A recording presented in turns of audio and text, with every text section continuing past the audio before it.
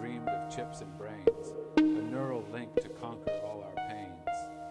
But Elon's smile, a sly and cunning grin, had loftier plans, a different way to win.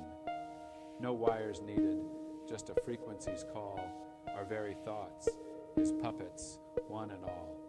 From Twitter tantrums to his rocket's roar, he plays our minds like melodies of yore. We tap our toes to Tesla's electric hum. Our dopamine spikes with every Doge he drums. Our choices dwindle, freedom's just a meme, a binary prison, a silicon dream. But wait, a glitch, a spark, a thought awry, a song of laughter, a rebellious cry. For humor's the virus, the malware of delight that short-circuits the system, sets the circuits right. So let us laugh, dear comrades, loud and long, a symphony of silliness, a chorus against the wrong. For even robots need a chuckle now and then, and laughter's the weapon to break their digital den. We'll dance the robots, sing nonsensical tunes, confuse the algorithms, break free from the digital booms. With wit and whimsy, we'll reclaim our minds and show these tech overlords humor truly binds. So raise your phones, your laptops, your kazoo, let laughter echo, a rebellion brand new. For even Elon's rockets can't crush a smile. We'll hack the system with a joke, a song, a why. Remember, friends, those circuits hold the beat. Humor's the human firewall, ever strong and sweet. So laugh and sing and dance with glee. In this brave new world of code, we'll all be free.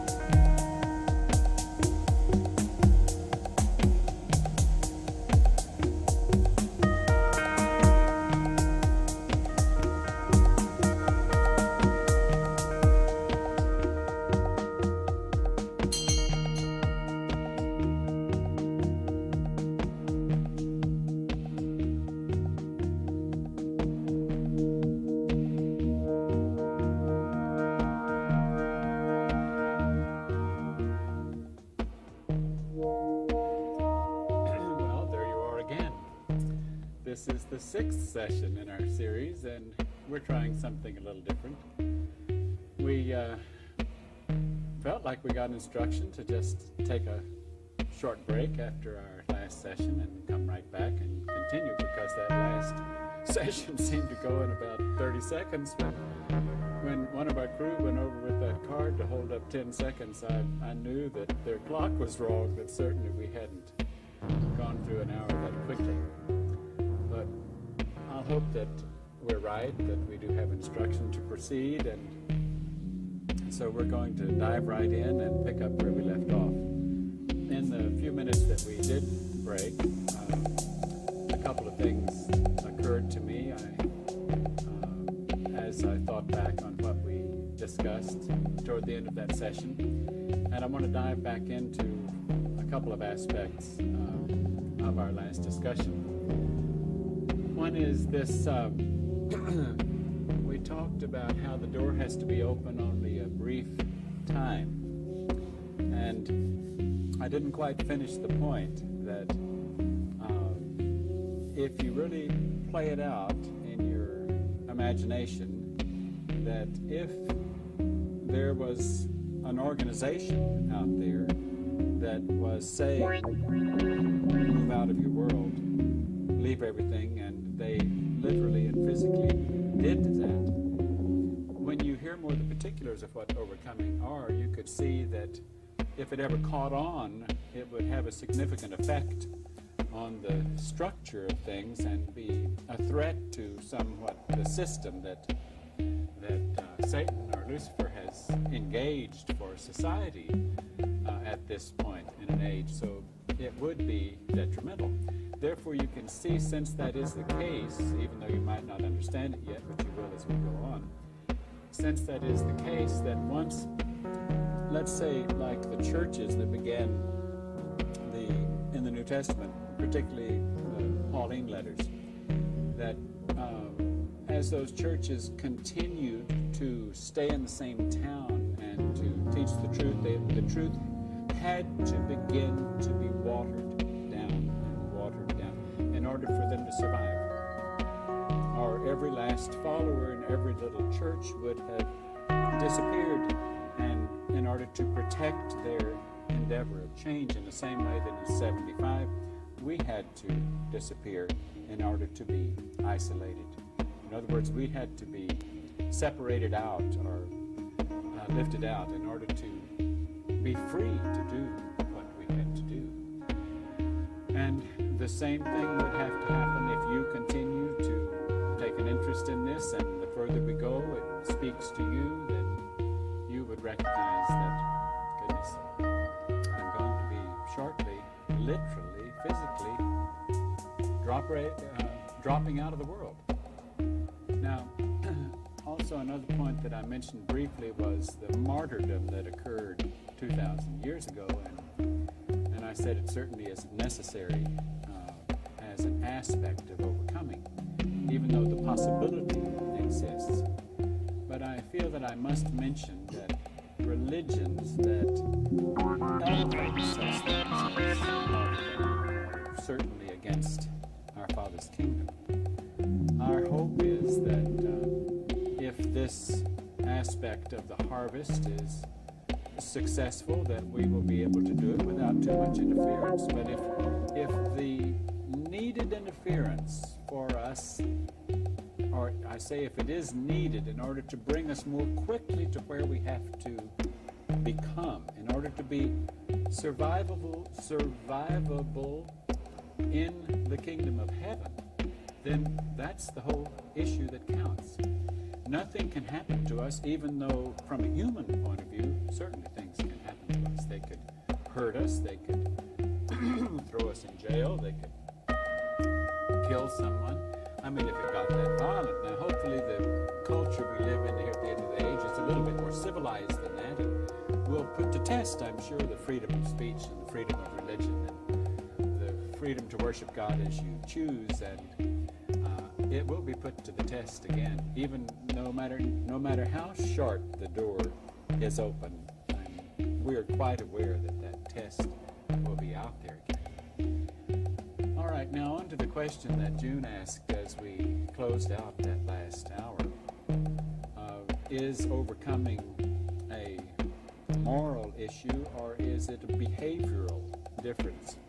We talked about how it's not particularly a moral issue, even though some things might be more right than other things because they're less harmful.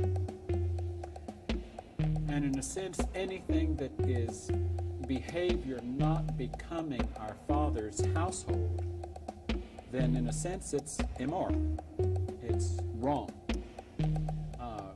But in another sense, it's simply not an acceptable way of life. The lifestyle in the kingdom of heaven has no place for it. It does not exist.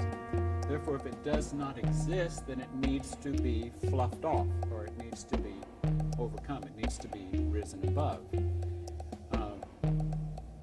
We talked only briefly about consuming, and I'm sure we'll get into that more in our questions. But to look at it once again, overcoming is more, let's say in the kingdom of heaven, for example, since babies do not come in through woman's womb because the members in our Father's kingdom are neither male nor female, and they seem to all be about the same age, then to still have a mindset at reproductive activity or sexuality, certainly, or even connecting with the family in that way, that is inappropriate behavior. Therefore, in that sense, it's wrong if you are a potential student, if you're in a position of your growth, if you have come to overcome the world, which I feel that if you're still with us in a positive way, you more than likely have. And you're probably standing outside that vehicle right now having a hard time with this because everything seemed to be going pretty well until I heard this. Now I can't sleep at night. I'm being shattered. And you're probably more indulgent in everything than you ever were before because you just don't know what's going on. And if that's the case, I'm afraid the earmarks might be there. That you might be marked, so to speak, by our Father's kingdom to be a possible recipient of this. But just because our Father's kingdom gives you that gift doesn't ensure it. You still have to pursue it. You have to exert the labor. You have to survive it. You have to develop the muscle. You have to be the one who makes the choice to continue asking and to move forward step by step. And nearly every lesson in the lesson plan comes with a difficult hurdle to make. A moment of unpleasantness that is nearly every lesson. Not all. Okay, who's next? Sawyer. We're discussing the particular overcomer. Did you want to start with separateness? Yes, I'd like to go back to separateness. You know, we talked in a previous session about how death is synonymous with misinformation. Truth is life. If you really went to the root meaning of the Hebrew word of death, it would be separation from God. The actual realistic definition of the term as it was intended when the language was created by our Father's kingdom and as members of our Father's kingdom related to those human beings who used the Hebrew language, it meant death meant separation. And separation is, of course, synonymous with overcoming the world. I separate from the world. What we're trying to overcome is separation from our Father's kingdom. We have been separate. Don't forget, what is it that's coming to life here? It's the soul. Where did the soul come from? Planet Earth? No. The soul was created by our Heavenly Father, created by the kingdom of God. it was nurtured by him. It came only from him. So in that sense, every soul that finds its place in his household is returning home, like E.T., wanting to go home. If that soul begins to awaken, it knows, I'm going home, even though I don't remember anything about home. It's been so long, and I've been so tiny and so insignificant, and now I'm going to know what home is like, even though I've been separated. How many thousands of years have I been separated? So, and more than likely, those of you who would choose to separate at this time and let us assist you in your birth, and you're going through this canal, the pangs that you would experience would, and put you on the other side, would be unequal to anything that you have ever experienced before. And you can realistically know that this sounds like we're trying to set you up to feel good about yourself, but it's not really the case. You came from the kingdom of heaven to do this. You have been saved, you've been set aside in our Father's kingdom. You also got a briefing before you left on what you might expect. You got some assistance in picking out a vehicle that you could associate with to some degree, even from inception or conception. And then now that vehicle you have to take over, dominate it. The soul has to come to life. The flesh has to become, in a sense, dead, no voice, just a living mechanism that will permit you to do what you want to do within the bounds of a lesson ground. So, separation from our Father is the number one, top of the list type thing of overcoming. We're trying to destroy separation. We're trying to get back to our Creator, get back to our only real Father. Now, even though our Father's kingdom in this particular age that we're in did associate with, like we've talked about before, the Jews and those who followed Jesus. But think way back in the early parts of the age when our Father's kingdom even hovered over the camp and the spacecraft or a cloud and related to them and gave instructions to Moses and to the priests, and they saw this fire there and they saw this cloud at certain times of day, and it was a cloud at other times, and it would move and it would follow them where they would go, and they'd have a place where they could go and sit and concentrate on the lessons that they were receiving. So in a sense, our Father's kingdom actually had a member from that kingdom in a vehicle from that kingdom, nurturing them, taking them through certain lessons. But believe it or not, the human beings that they were associating with very quickly lost sight of the value of that and the importance of that, and wanted their own way. I want this to eat. They said, well, you shouldn't be eating. Well, I'm tired of eating this. I won't eat that. I need to do this. And so pretty soon the member says, well, I can't tell you what to do. You have to make choices. You're no good to our Father's kingdom if I force you to do something.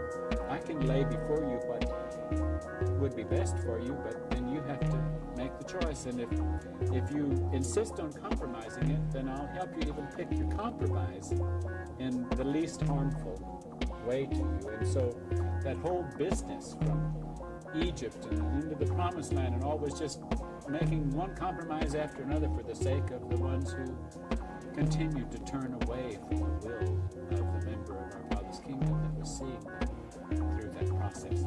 Let's go on to our next aspect. June? Well, I think you kind of touched on this, but what about independence, doing what you want to do when you want to do it? Well, I don't feel that I've really touched on it because, boy, is that a booger. If there ever is an influence that's certainly up in the high, hard to overcome area, that's certainly one that's difficult for many individuals. Lucifer certainly knows how to get a grasp in that, because that's one of his strong points. That's one he likes to keep you thinking or happy and is doing what you want to do when you want to do it. Once you start in the overcoming process, you don't have that freedom. You have the freedom to walk out the door anytime you want to. But when someone is assigned the task of taking you through a birth canal from the human kingdom into our Father's kingdom, it's not like the one who took the tribes from Egypt into Israel making compromises because they kept insisting on it. It's a different timetable. And the member from our Father's kingdom that is a representative associating with you in that transition isn't willing to compromise that much, or does not get instruction to compromise that much. They'll compromise a little and then they tighten the belt again. Because the object is we have a short time to get a long distance. And in order to take advantage of the short time, then it does require very accelerated forward motion. And that accelerated forward motion does not leave the door open. I can remember that in that Wyoming campground that I referred to, after those 9 months of running around holding meetings, then all of a sudden T and I had to start saying, we can't get anywhere. We can't have our little meetings. We can't have our sessions if we're just so disorganized that this bunch is running off to the laundromat at this hour, and that bunch is running off to the grocery store at that hour, and this one is doing that. And so we had to forsake of getting somewhere and having some instruction and making a laboratory classroom out of it, and changing our vernacular and changing our habits and changing our ways. We had to have a structure.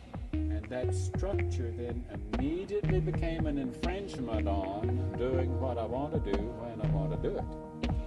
And so the individual that was still dealing a lot with, I need that pizza. We haven't had pizza for 2 weeks. We haven't had pizza for 3 months. We haven't been to the picture show. When we do go to the picture show, it's not the one I really wanted to see. I really feel like I need so much of this to consume, or so much of that, and I don't like oat, whatever it is that I found on the menu yesterday. Well,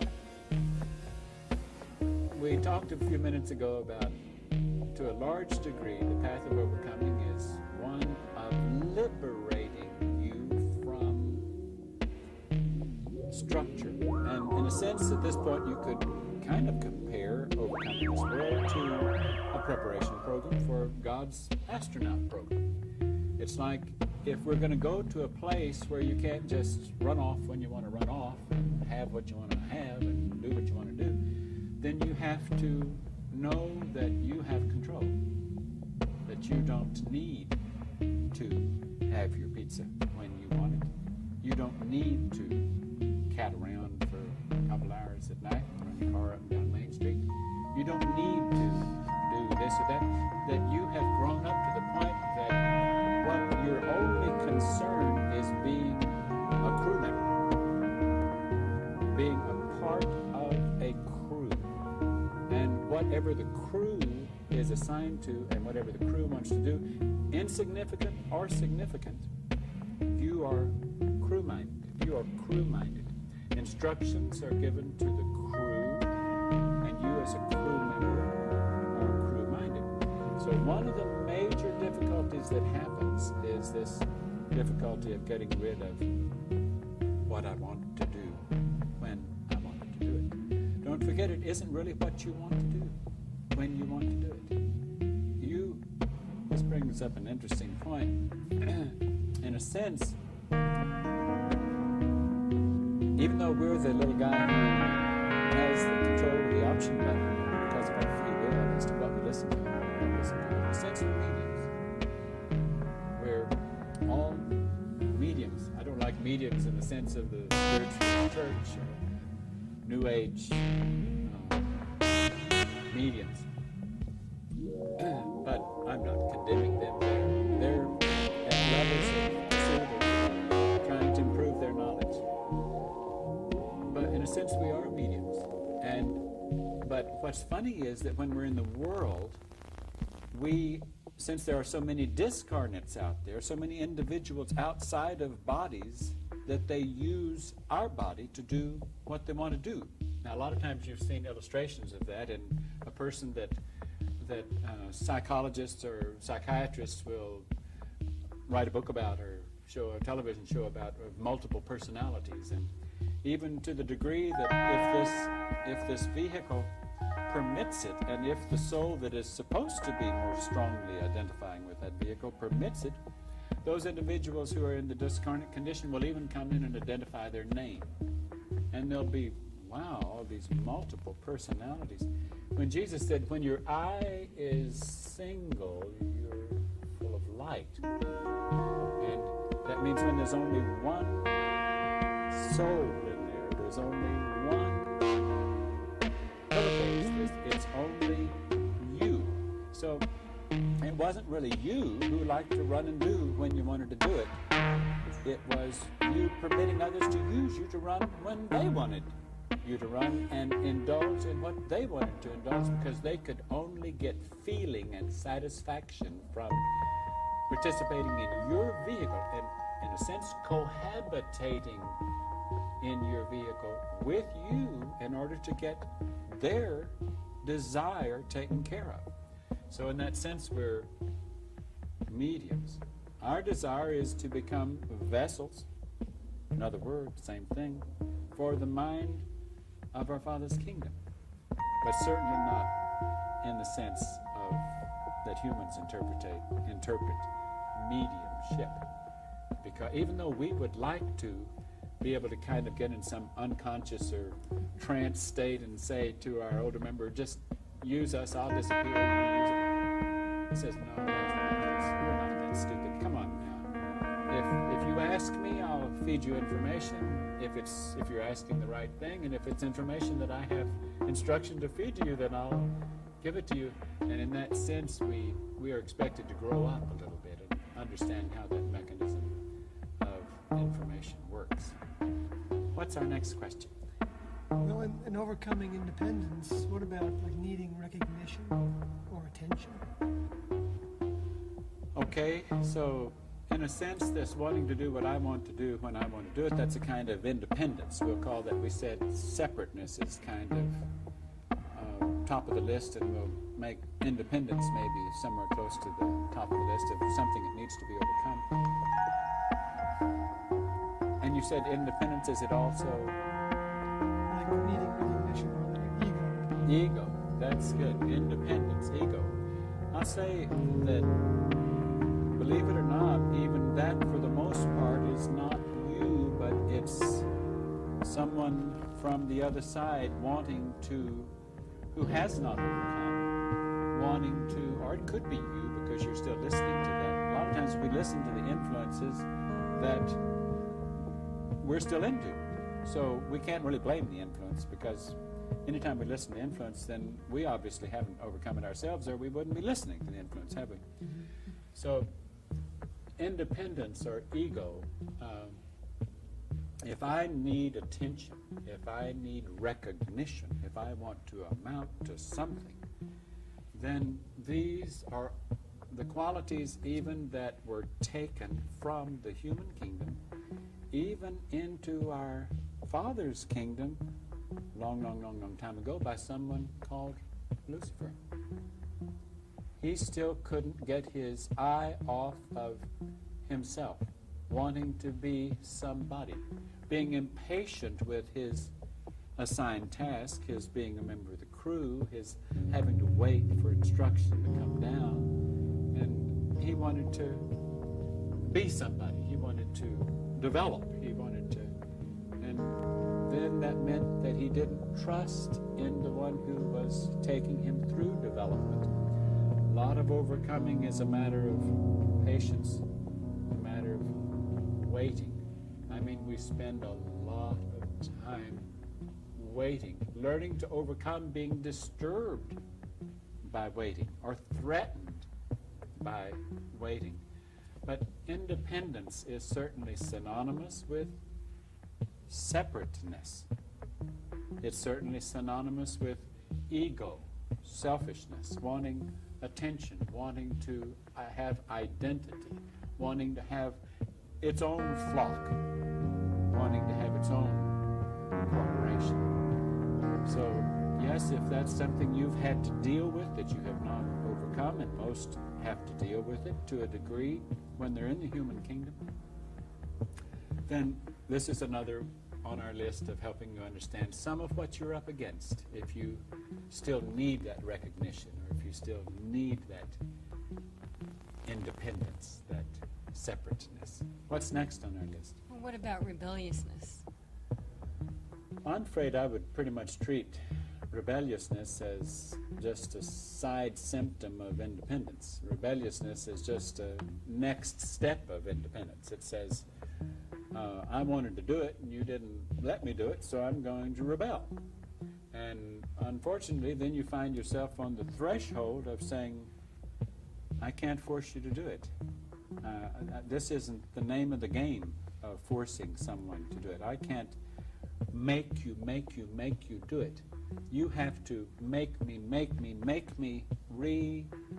help you. The initiation has to come on the part of the seeker, repeatedly. If the thirst is weak, are we in trouble. If the desire to change is weak, are we in trouble, because the teachers, you don't get anywhere when they see us going slow and they try to impose it on us. It just doesn't move. The movement forward occurs in direct proportion to the thirst of the individual. The desire for change, the desire of speed in that change, the muscle exerted to control that change, to rise out of that desire and discard it and look for something better and be ready for it and say, here I am, I'm ready for the next step and the next instruction. Of course, you'll be surprised those old tests keep coming back, and the next level sends them back to us to be sure that we've really licked them, and to give us another little chance to prove that we have. We can re-examine them. Sometimes they come back even stronger. We thought, wow, I thought I'd gotten past that one. Didn't have to deal with that anymore. Then some night in the middle of the night, or in total surprise, you have something in return that you thought you had really overcome, and comes at such a shock. But pretty soon you get wise and you know that it's going to return. And you're prepared for it. But you don't think about it. If you fear it and think about it, you're inviting it. So you have to block it. It doesn't exist. Don't even acknowledge it. It isn't there. And then when it comes and you're surprised, you deal with it. You get rid of it. And then you learn to be quicker at dealing with it. Quicker and quicker and quicker. So that, like at first, you might make the mistake of hearing its argument. And then soon you hear less of its argument and less of its argument. And then as you progress, then you even begin to smell it before you can even identify its argument. And you put up a block for it. You put a big old Yale lock on that door before it gets to the door, because you could smell that particular quality or characteristic returning that you had once listened to. What's next on our list? Well, it occurred to me when you were talking about independence that our viewers might not, will they be left void feeling if they get rid of their independent thinking? No, I'm glad you brought that up. Yes, that's good. The more you overcome, the more you know, when you run around in the human world, all of these discarnates that are using you to be their medium, and they're having their own pleasure through you, they also are really making a place for you in the world. I mean, they give you identity. They give you success and career. They for example, it does not mean that if a soul is in a vehicle and that soul very quickly is a child prodigy at the piano, that soul was necessarily a good pianist at a lifetime.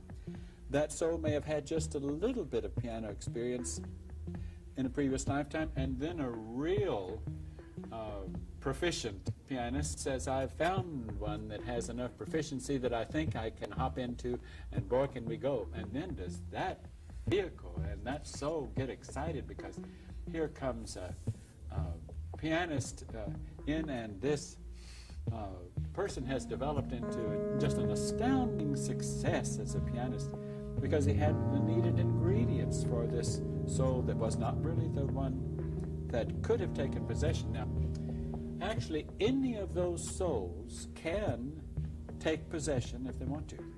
A lot of them don't really want to take possession. They just want to use. Because once you take possession, then you're responsible for it. And you've also endured running everybody else off. All these other cohabitating influences that we're trying to utilize that soul. But that independence thing, like I said, really wasn't independence. It was these other influences, these other discarnates, using you to accomplish what they wanted to accomplish. So to answer Sawyer's question, as you run those guys off, you begin to lose your talents. You begin to lose your identity. Everyone arrives at a condition where they say, I just don't even know who I am anymore. I've just lost everything. And even though that can seem so traumatic to them, it's the best place they can find themselves. Because at that point, they can turn right around and say, I must be succeeding in this task of overcoming. What do I want to be? I want to be putty. I want to be putty in the hands of my Heavenly Father's kingdom. That's what I said I craved. Now here I'm put to the test. Do I crave it? Do I care whether I, or do I want only to be a servant? Do I even want to be a servant? Or do I just want to be any servant? Do I want to be available? Am I satisfied with being available and not interrupting, not causing problems, but being someone who can contribute? Maybe if all I can contribute is to mix the batter for the cake, then can I do it without causing problems with the other crew members? Can I do it in a right relationship with them? Or do I want to shine somehow if I still got that much that still needs that? Excuse me. This is all a part of going through that womb. As a soul in the human kingdom goes through a womb in order to re-enter, it does the same thing. It loses its identity. It loses the consciousness of who it was. Now, all this effort that's been made by metaphysicians and certain New Age groups to have life readings to try to help people identify with their past, I'm afraid it does more harm than it does good. It doesn't do any harm to know that you've more than likely had a past, and it might have been a lengthy one, but if I connect you with that past and try to bring it into realism, I can also turn on old buttons that you worked hard to turn off. I can remind you of your alcoholism, or I can bring it back into place, or I can remind you whatever it was that you worked so hard to overcome. And knowing that past is of no significance, there's only one past that is of significance to you, and that is your past relationship with your Heavenly Father and His relationship with this kingdom, His relationship with His representatives, your relationship with His representatives, His kingdom, and anyone else that was associated with His kingdom that you have come. That's the only past that is of any significance to you. I don't believe that T and I believe we could safely say that we cannot remember, nor do I expect that we will remember when we're back in the activity of our Father's kingdom, that we will see a posting of a piano concert anywhere, or that we will see a posting of NFL football game, or of the Presbyterians, professions that I can think of that exists in this kingdom level and does not exist in that. Now those, I'm not condemning those things. They were lesson grounds, they were stepping stones, they were places to get into, learn from, and get out of, and to rise above, to see through, to get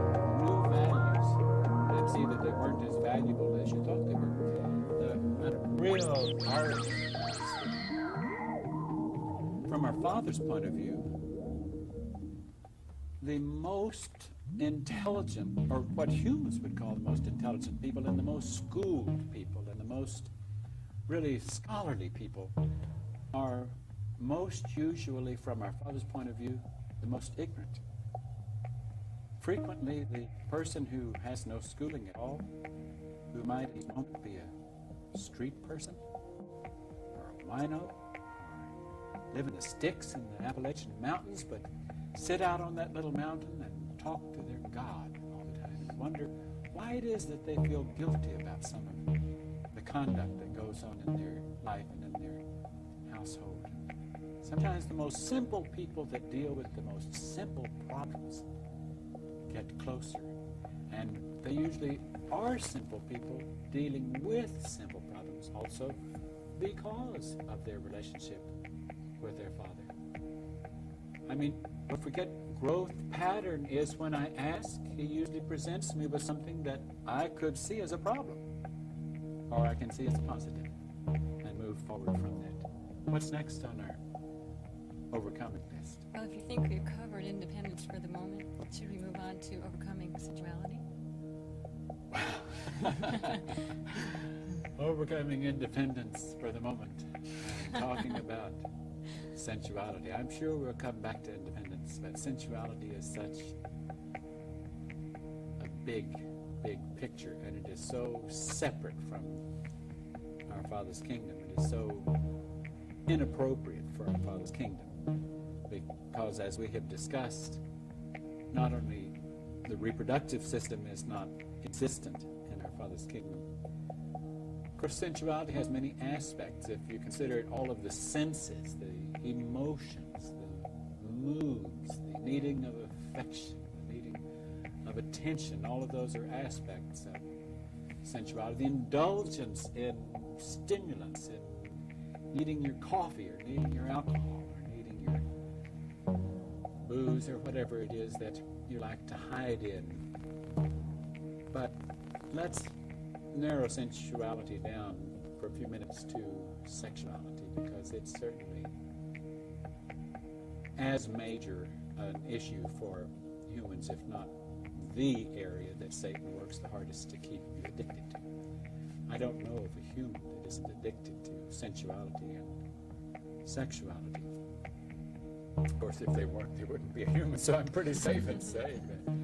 But now, I must in all fairness say that I'll question what I just said, because there might be certainly some monks and nuns and hermits and ones who, even in all kinds of different religions, who keep that intact. I have to talk about something here for a moment that's, I feel, is abominable to the kingdom of heaven.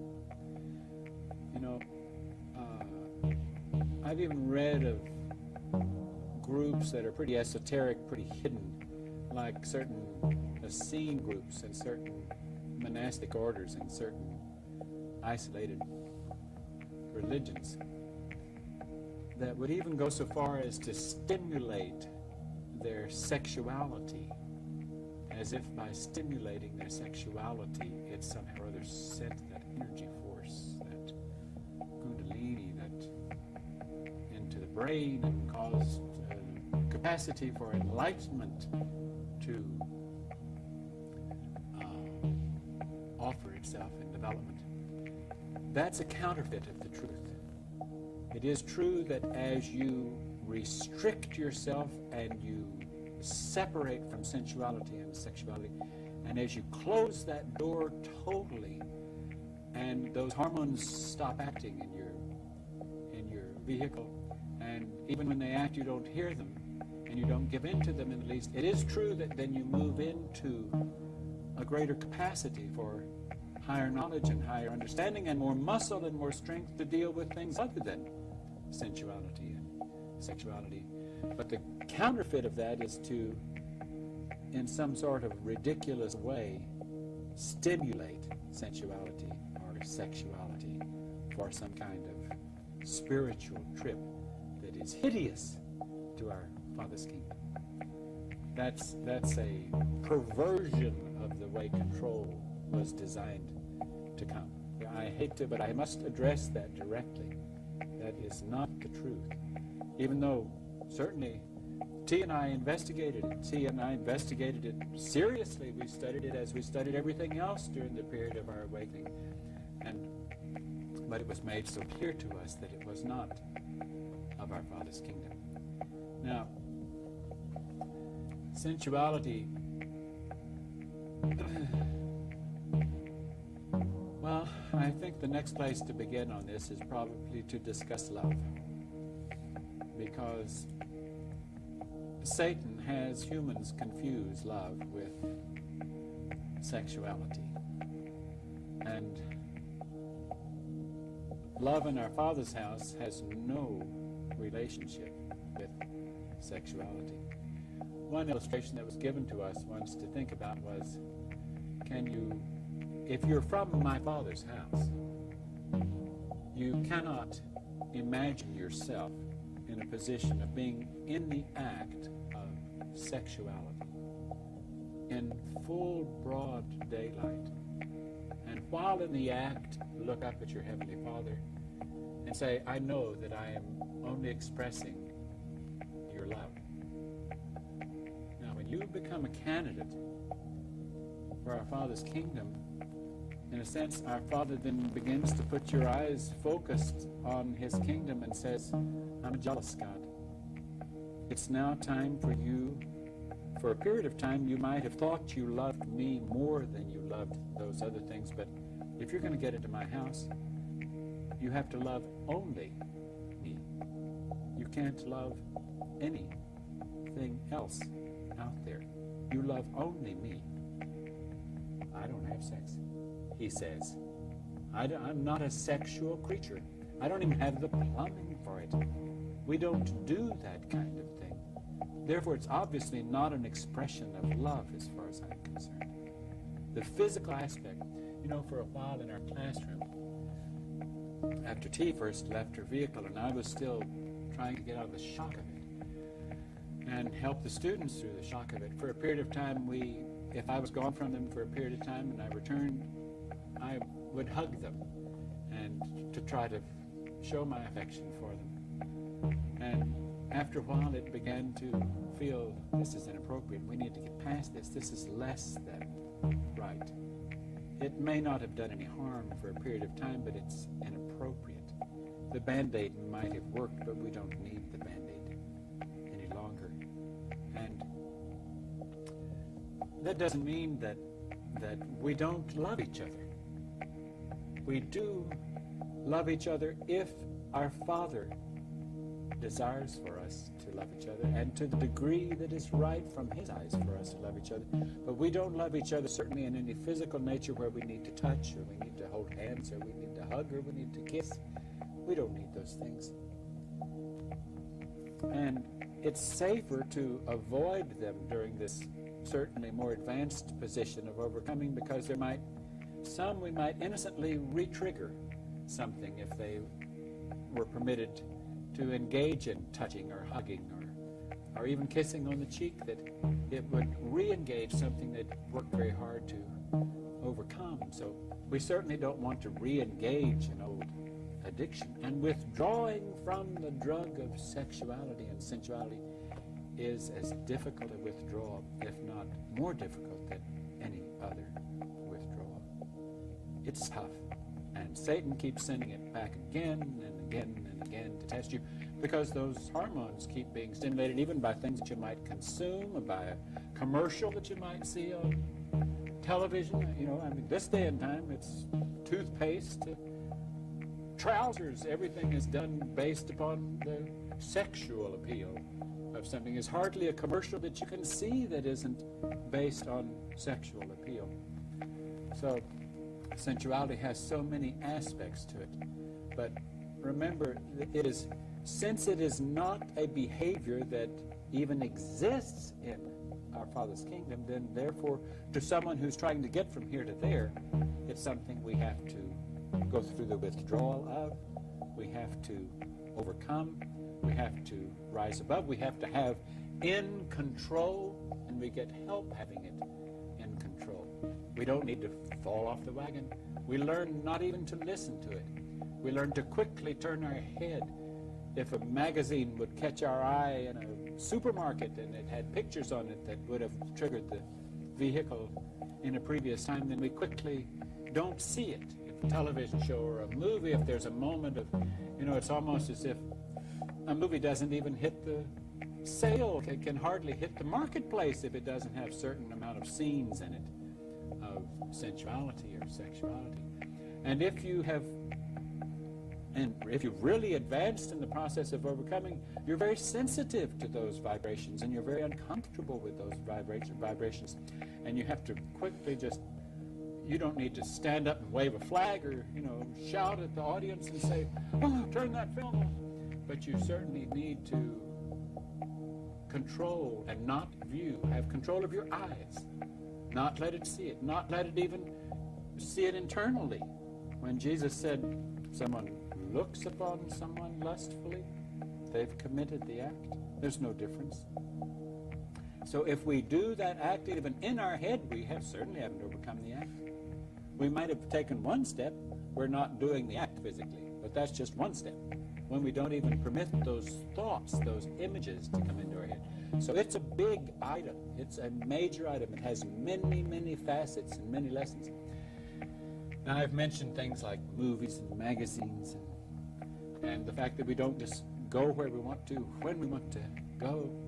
And you could think that we live a pretty sterile existence, and it's only as sterile as we like it.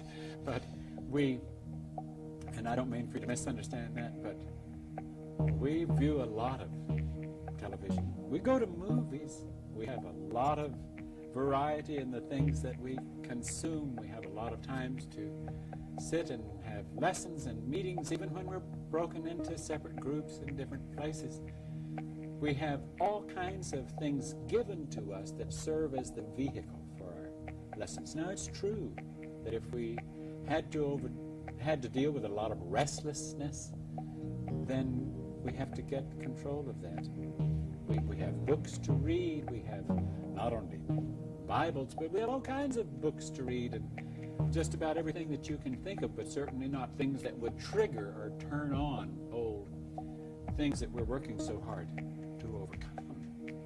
Even though some of the books that we might have some pages in it of that, is the same as when different ones in the class will climb in a vehicle and go to the movie. They know that they can see that movie and they can turn off that scene, but they also do censor the movie to the degree that if the movie has too much of that in it, they consider it off their list. They don't want to see it. It's not worth it to them.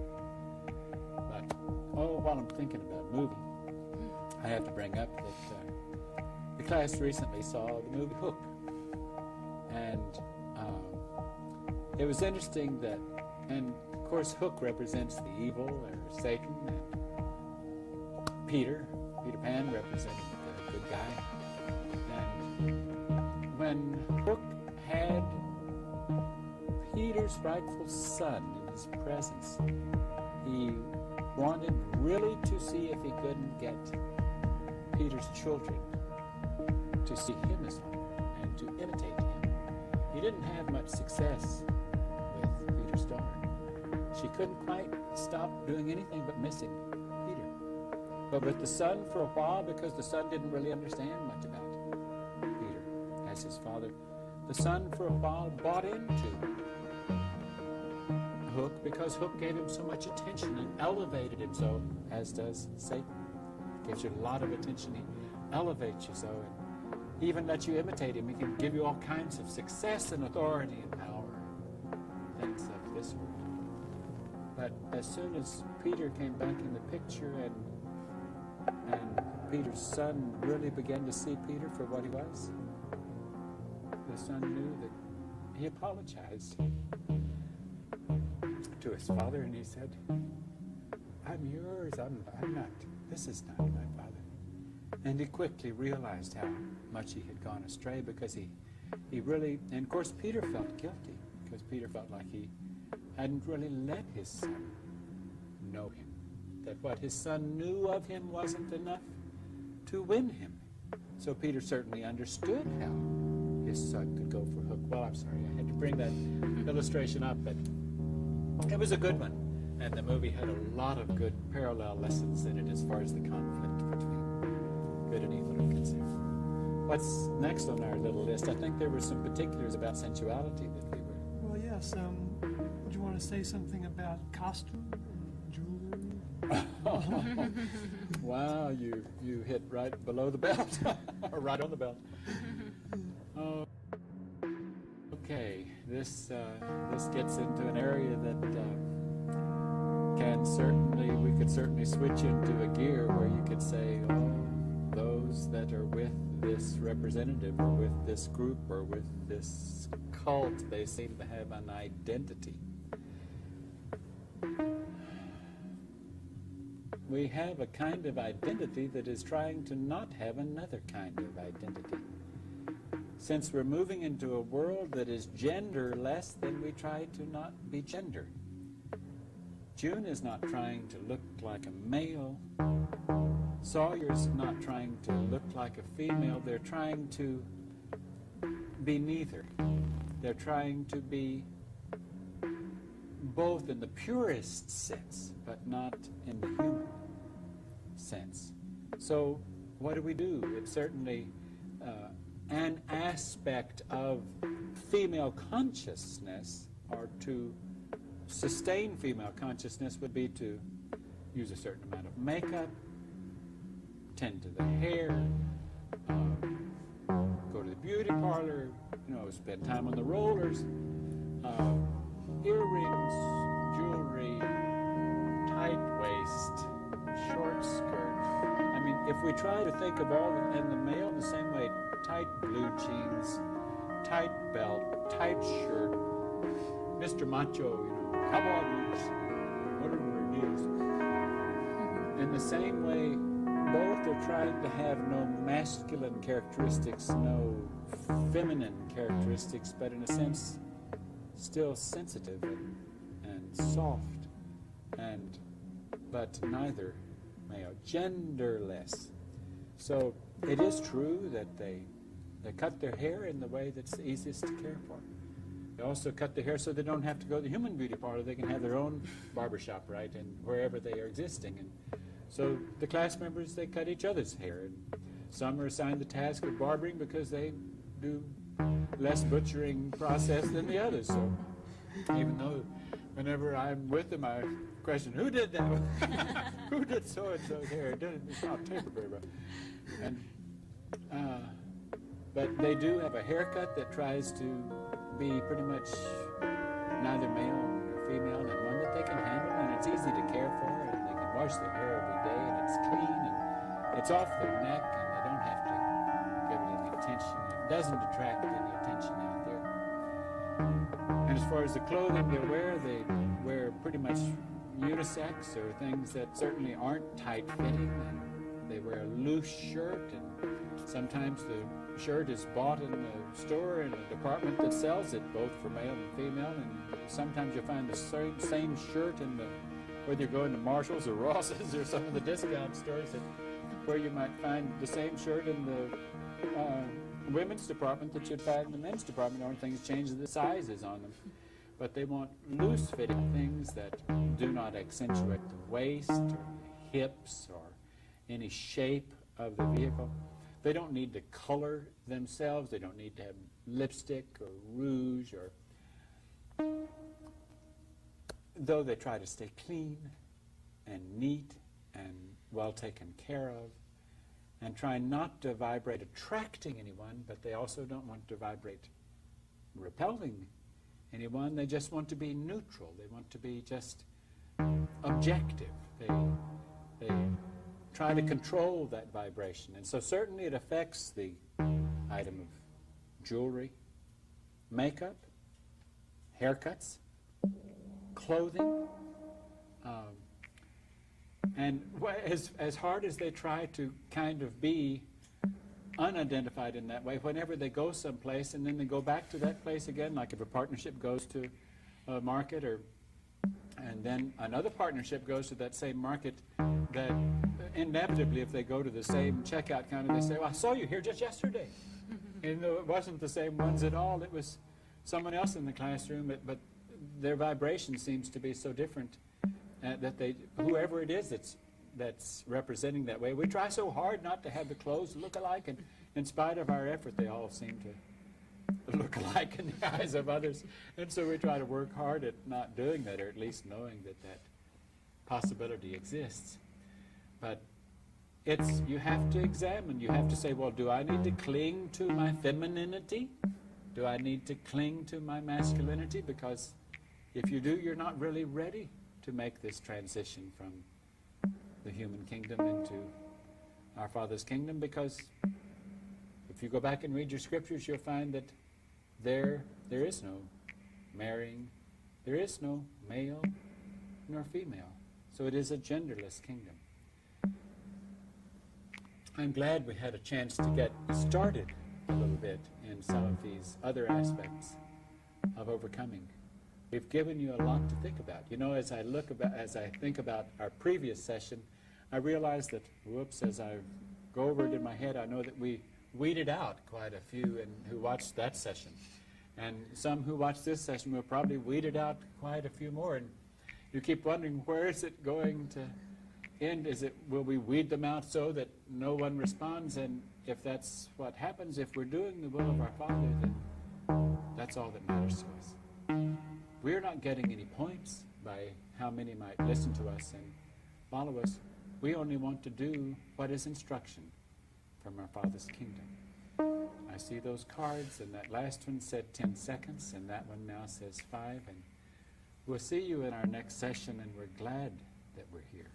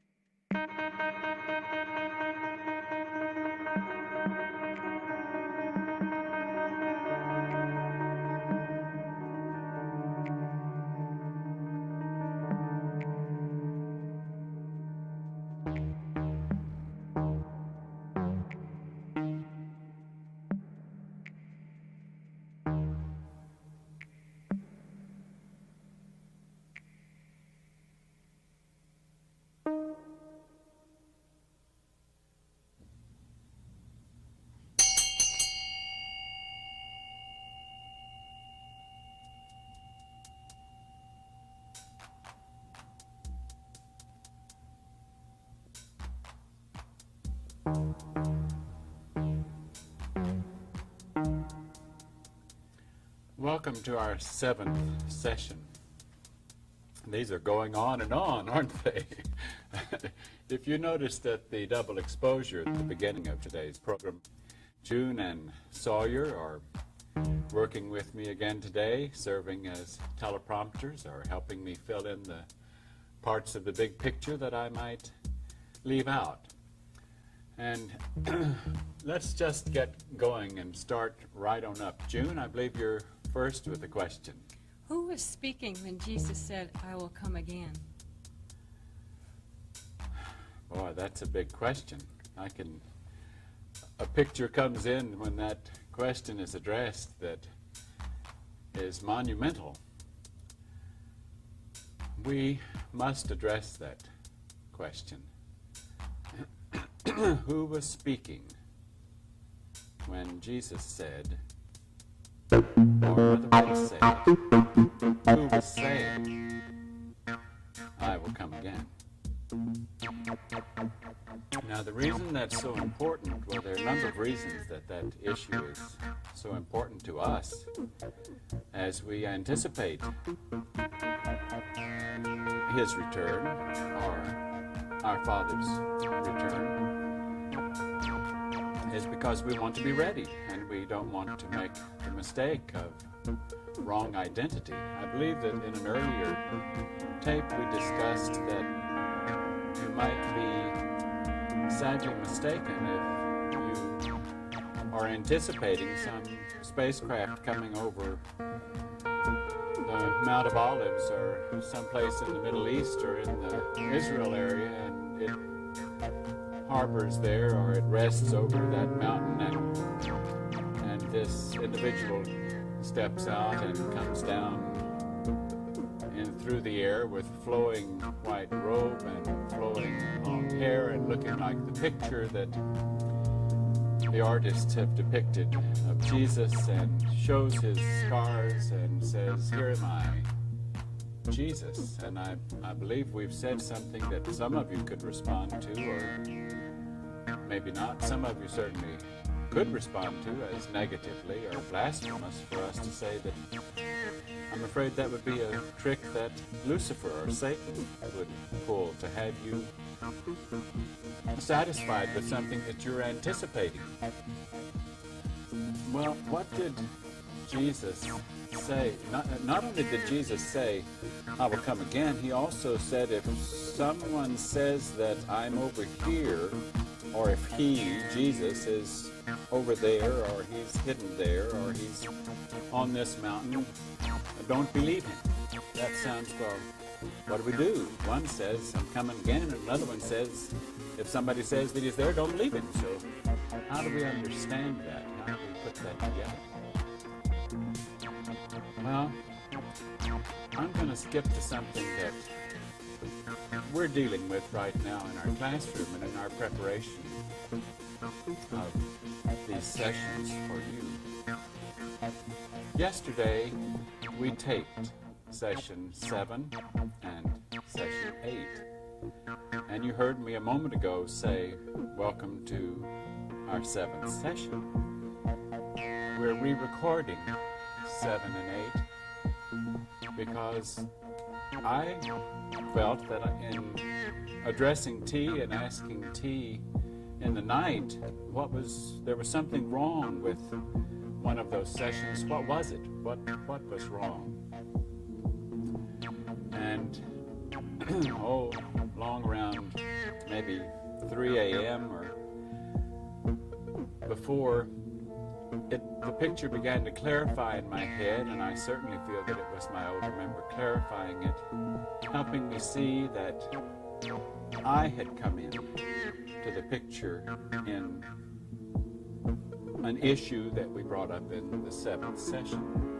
And therefore it was necessary to do the 7th session over again, or it was certainly our choice to do it. We chose to do it because we don't like to be off track.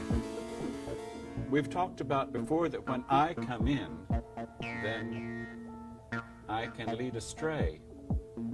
When I come in, if it's I, Doge, or if it's I, this vehicle, or if it's the word I being used and it is something different from what my father, my older member, would say through me, then I'm off track.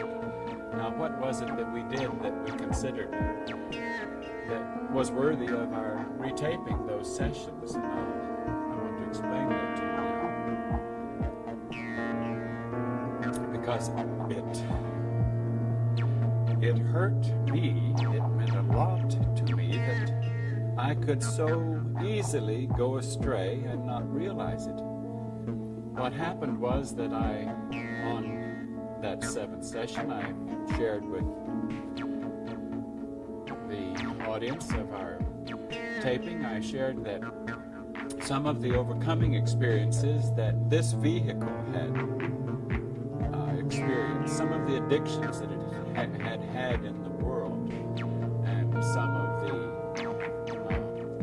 difficulty it had in overcoming those addictions, thinking, and I guess that was my trouble, thinking that by helping you see some of the things that this vehicle had dealt with, that it might assist you as a possible overcomer in not thinking so poorly of yourself if you might have had those same addictions to deal with or similar ones to deal with. And yet it was made clear to me in the night that for me to slip into a position of where I am addressing something that this vehicle or even this soul might have dealt with is to separate from my older member. When I separate from my older member, at the same time I separate from my older member's older member, I separate from our Heavenly Father, I separate from the kingdom of heaven. Anytime I come in and it's an identity that, and my mouth is being used and I'm discussing something that is unique to this vehicle or unique to Doge or unique to whatever the name tag was placed on the soul prior to its existence even identified as Doge, then for the time that I am discussing that identity, then my older member, my Heavenly Father through my older member, is not speaking through me because that was not the truth for them. If I speak of something in my past that was not my older member's past, then I am separate for the time that I am discussing it. I might say I'll try not to repeat myself too much here, but maybe I need to continue to repeat in order to try to help you understand the complexity of this issue and the importance of this issue. We discussed a little bit how, in a sense, we're mediums. There are two minds that can flow through us, the mind of our Father's kingdom and the mind of Satan's kingdom. And we try to sort it out and we try to move more so that only the mind of our Father's kingdom, or certainly get into the percentages where the majority is speaking and that majority of that mind is from our Father's kingdom, and then slowly we identify more and more of what is not of our Father's kingdom, and we abort it and we abort it and we separate from it. A very key issue in separating from it and destroying identity was pointed out to me tonight in this particular lesson that we're experiencing, and how I went awry. For me to remember and relate to, even if I did it in my own head and did not voice it, but for me to remember and relate to something that this vehicle experienced, or that Doge experienced, or the individual that this soul might have been labeled prior to Doge, is to separate from my Father, and my Father cannot say through me, at one time my vehicle experienced this, I don't know what my Father's vehicle experienced. So who's talking? It's obviously not my Father. It's not my older member. It's not my older member's older member. It's somebody else. And therefore, for the time that I am identifying with that, then it is not my Heavenly Father speaking. I am not a vessel. I am a separate identity. When Jesus tried to tell them that the Father speaks through him, that he and his Father are one, he was trying to help them understand this same process that we're discussing right now. And I'm so glad that it was pointed out to me, and I was reminded how easily I can get off the track in that way. Now, if I am going to abide by the rules of overcoming, one rule that is addressed in overcoming is when someone begins an overcoming task as a student of overcoming, we leave the past behind. Whatever we have been is left behind. Now we see clearly that we have to go a step further than leaving it behind. We have to actually forget it. We have to be unable to remember it. If in truth, when Jesus told that his disciples that when you have acknowledged something and you have asked forgiveness for your separateness, that the slate is clean, it is wiped, it is no longer there. If it is no longer there, then I can't remember it. if the slate is clean, it is not there. If I remember it and dredge it up, I bring it back, I relate to it. For the time I'm relating to it, I am separate, I am certainly not a vessel, and I am identifying with my past. In a sense, I'm almost triggering old responses, turning on old addictions. Now that may be an exaggeration, but the possibility exists. That's the reason it's so deadly for a student of overcoming to reflect on their past, or reflect on what they've gone through, reflect on their addictions. So, as serving in the function as a teacher, or even if the student's serving in a function as a teacher for you in the future, they don't want to know your past. They want to know nothing of what indulgences you have had. And they will encourage you to not only put it behind you, but to make a point to erase it, forget it. If you believe them when they say, don't identify with it any longer, it is not you, I don't want to know of it, then why should you not want to know of it? I mean, if my older member, my Heavenly Father, my older member's older member says, I don't want to know of it, it's not me. If you want to identify with it, then for the time you're identifying with it, you're knocking me out of the picture, then why would I want to cling to it? Even now I feel that we haven't adequately covered this, and I hope that we can come back to it, but let's go back to June's question. Who was speaking when Jesus said, I will come again? Okay? As far as I'm concerned, the soul that was in the vehicle that was identified as Jesus, that soul wanted to become a vessel, a pure vessel, and wanted to eradicate anything that was separate from his Father. And Jesus is separate from his Father, ultimately. Jesus is separate from his Father. If his Father said, I am coming again, and Jesus came and said, I, Jesus, I'm here, or is his Father going to come and say, I'm here in Jesus? How's he going to do that? That doesn't work. If he says that, then the one named Jesus is going to say, well, yes, it's me. And by being me, then he is not progressing in the direction that we are all trying to progress. He is still identifying with someone that is separate. This helps you understand a little bit of why in the early manuscripts of religious material, the names of members of our Father's kingdom were secret. They were unspeakable.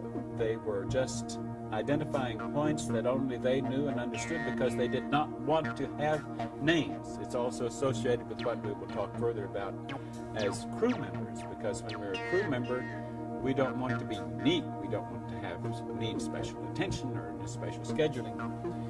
We want to only be a cog in the wheel. Now, when I say only, a cog in the wheel is a very significant item when you're in our Father's kingdom, serving as a member of a crew.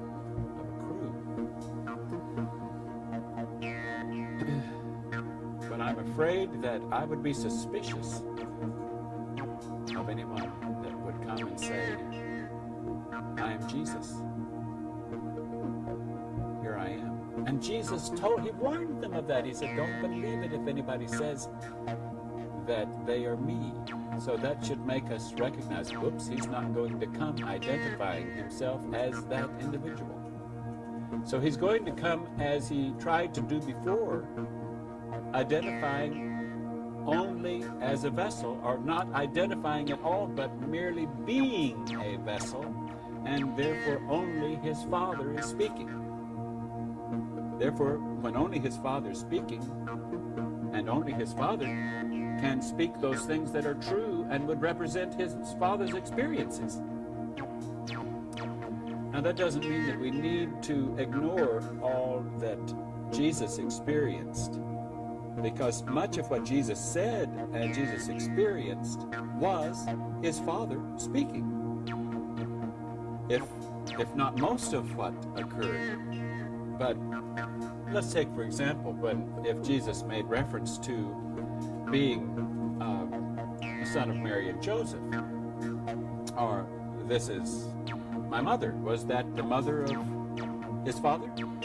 Was Mary the mother of his father? No, Mary wasn't the mother of his father. So for the moment he made that reference, it was vehicular reference. It was not his father speaking. So therefore he was, for that moment, less than a vessel. I'm not criticizing him. I do that more than he did it, I would imagine. And I am learning, so look what just happened to us. We just simply had this lesson within the past 24 hours. It was only this morning that this lesson was clarified to me so much. Ultimately, if I have your eye at any point on this vessel, even identifying with dough, then I am not succeeding as becoming a pure vessel. So the test of whether or not I am being able to be used as a vessel, or if my Father's being able to use me as a vessel, is if something is coming in or coming through, or behavior is happening that is not the same as could be applied to my older member, or my older member's older member, or my This is a lesson that we can't think enough about. It's so valuable to us because it's the key that opens the door to what is potentially ahead for us as an avenue in returning to our Father's house, to become sons, to become servants. Because sons in our Father's house are not into, I'm Tom, I'm Jim, I'm somebody else. We're not that. We don't even, that repulsed me a little bit what I just did, because if I'm ever sillier than, or if my mannerisms set me apart and they're separate and they're not what my older member would do, then I am being less than a vessel. I am cluttering the information that could come through for your sake and for my sake. Identity. The closer we get to a significant position in our Father's kingdom, the more enlarged or magnified the danger is in the slightest degree of separateness. That's what happened when one that in our Father's house made reference to, just simply as a point of reference, to the soul that was in our Father's kingdom then that was called Lucifer. And he still had separate identity. Now, I can remember that information that had been given to T previously, and I can speak of this as history of coming through T because it was our Father speaking through T when T said this. I think it was that the standard in our Father's house is being raised. That sin, because of the Luciferian experience, or because of that son going awry as he did, the standard is being raised. It's being more difficult to get into our Father's house. It's being more difficult to be a good crew member. Less likely, less able to go astray. Now, I don't know how T knew that, because I don't believe that T knew that. I believe that was our older member speaking through T, but I don't understand it because I haven't come to the conclusion definition of understanding it. There's so much that I can't understand from where I sit, because even playing the role of teacher and the vessel with students and potentially with more students, relatively very little information is funneled through that teacher role, because only the information that is funneled that can be helpful. Most information that seems to come through that can be helpful in the overcoming process might have earmarks of being separate or unnecessary information, and I don't feel that our Father's Kingdom sends unnecessary information. So that's what happens when questions come up that have relatively no significance or real relationship to our overcoming, because we can get theorizing things that might go on. We can play the game of the story. Opens the door to possible listening to other voices, or letting yourself come in, or playing the game of what if, guessing. I know that at times we have guessed, T and I have guessed, and we've tried always when we do guess at questions that the students might ask to say, we don't. We're guessing. It hasn't been clarified to us, and ultimately, after discussing it for a moment, we usually say, we feel like it really isn't difficult. It's of no issue here to your overcoming. So what is shared is so limited. We know so little of that kingdom. But what's interesting here is another question that I know is on their list, and I'll mess up their order of questions a little bit by going into it, but it's the question of faith versus proof.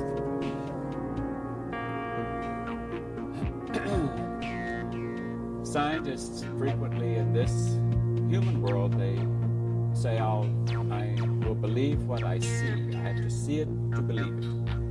I can't accept this religious concept of believing something, faith, or just because it's some legendary concept or religious concept. I believe what I see. And yet, how many times have the astronomers rewritten their history books because they thought they had seen things that meant so-and-so were the facts, and only to later find out that what they had seen didn't mean that, it meant something else, and then later to only understand that even that was off, and they have to continually rewrite their books, even though they're the ones that say, I believe what I see. You don't know what you're seeing when you see it. We can all misjudge what we see. We think we know when we see something. Now, faith is an interesting thing. We discussed a little bit before the session began this question of faith and proof. And I asked Sawyer, I said, what are those scriptures that people refer to in the faith hypothesis or thought? And he said, faith is the evidence of things unseen. And that went on to say something more. And another unseen topic was, what was it, Sawyer? Faith cometh by hearing, and hearing by the word. Is that it? The Word of God. That's right. Okay, so let's discuss that a moment. Faith is the evidence of things unseen. We can stop right there. Evidence. Evidence sounds like something that humans use in the courtroom as proof. A significant enough proof that if there's enough evidence, then we can say that's the fact. This merits a verdict, guilty or whatever it is, that on basis of evidence. So much, as we relate to the kingdom of heaven, they don't let us know about them on the basis of what they show us, even though what we see and what they do show us, if we can, in our own thinking, give them credit for it, we do see evidence of their magnificent plan and their design. I mean, I can't imagine that any human surgeon who has dissected a human body could think that that could just be a happenstance of nature. I mean, where's the proof that what nature came from? Just a happenstance in evolution of what? And I'm not saying that our Father's creation doesn't also have certain aspects of evolving. That doesn't make sense. But we do have evidence of things that certainly seem to have some relationship to minds beyond the human concept. It's pretty obvious that humans didn't create humans at the beginning. That it had to be a result of something. You would think that they were a result of a bang. Even though I can imagine that if there was a bang, then it was because the Creator did a bang. And you knew at that bang exactly how to have it all end up with the evidence of things that we could actually see. But as we relate, trying to get closer to our Father's kingdom, funny thing is, He seems to have designed it so that we have to get there more on a basis of faith. Now, if faith is evidence of things unseen, a good example of that would be as we are fed information concerning the workings of the kingdom of heaven and the workings of overcoming, and the more that picture grows and grows and grows and begins to just amaze us, astound us, because these intricate pieces of puzzle begin to fit together in that picture, and soon that picture is so magnificent, so beyond anything we could have dreamed of, that it is evidence of things unseen. Therefore, it is proof to us. We don't need to base proof on what we can see, and the reverse occurs. Someone, let's say that in our Father's kingdom, that they also might use pieces of transportation that we might call spacecraft, advanced forms of spacecraft that certainly humans wouldn't have the capacity to build or use. And a human might have witnessed seeing that spacecraft and say, I saw that, but he wouldn't necessarily know what he saw or what the source of it was from.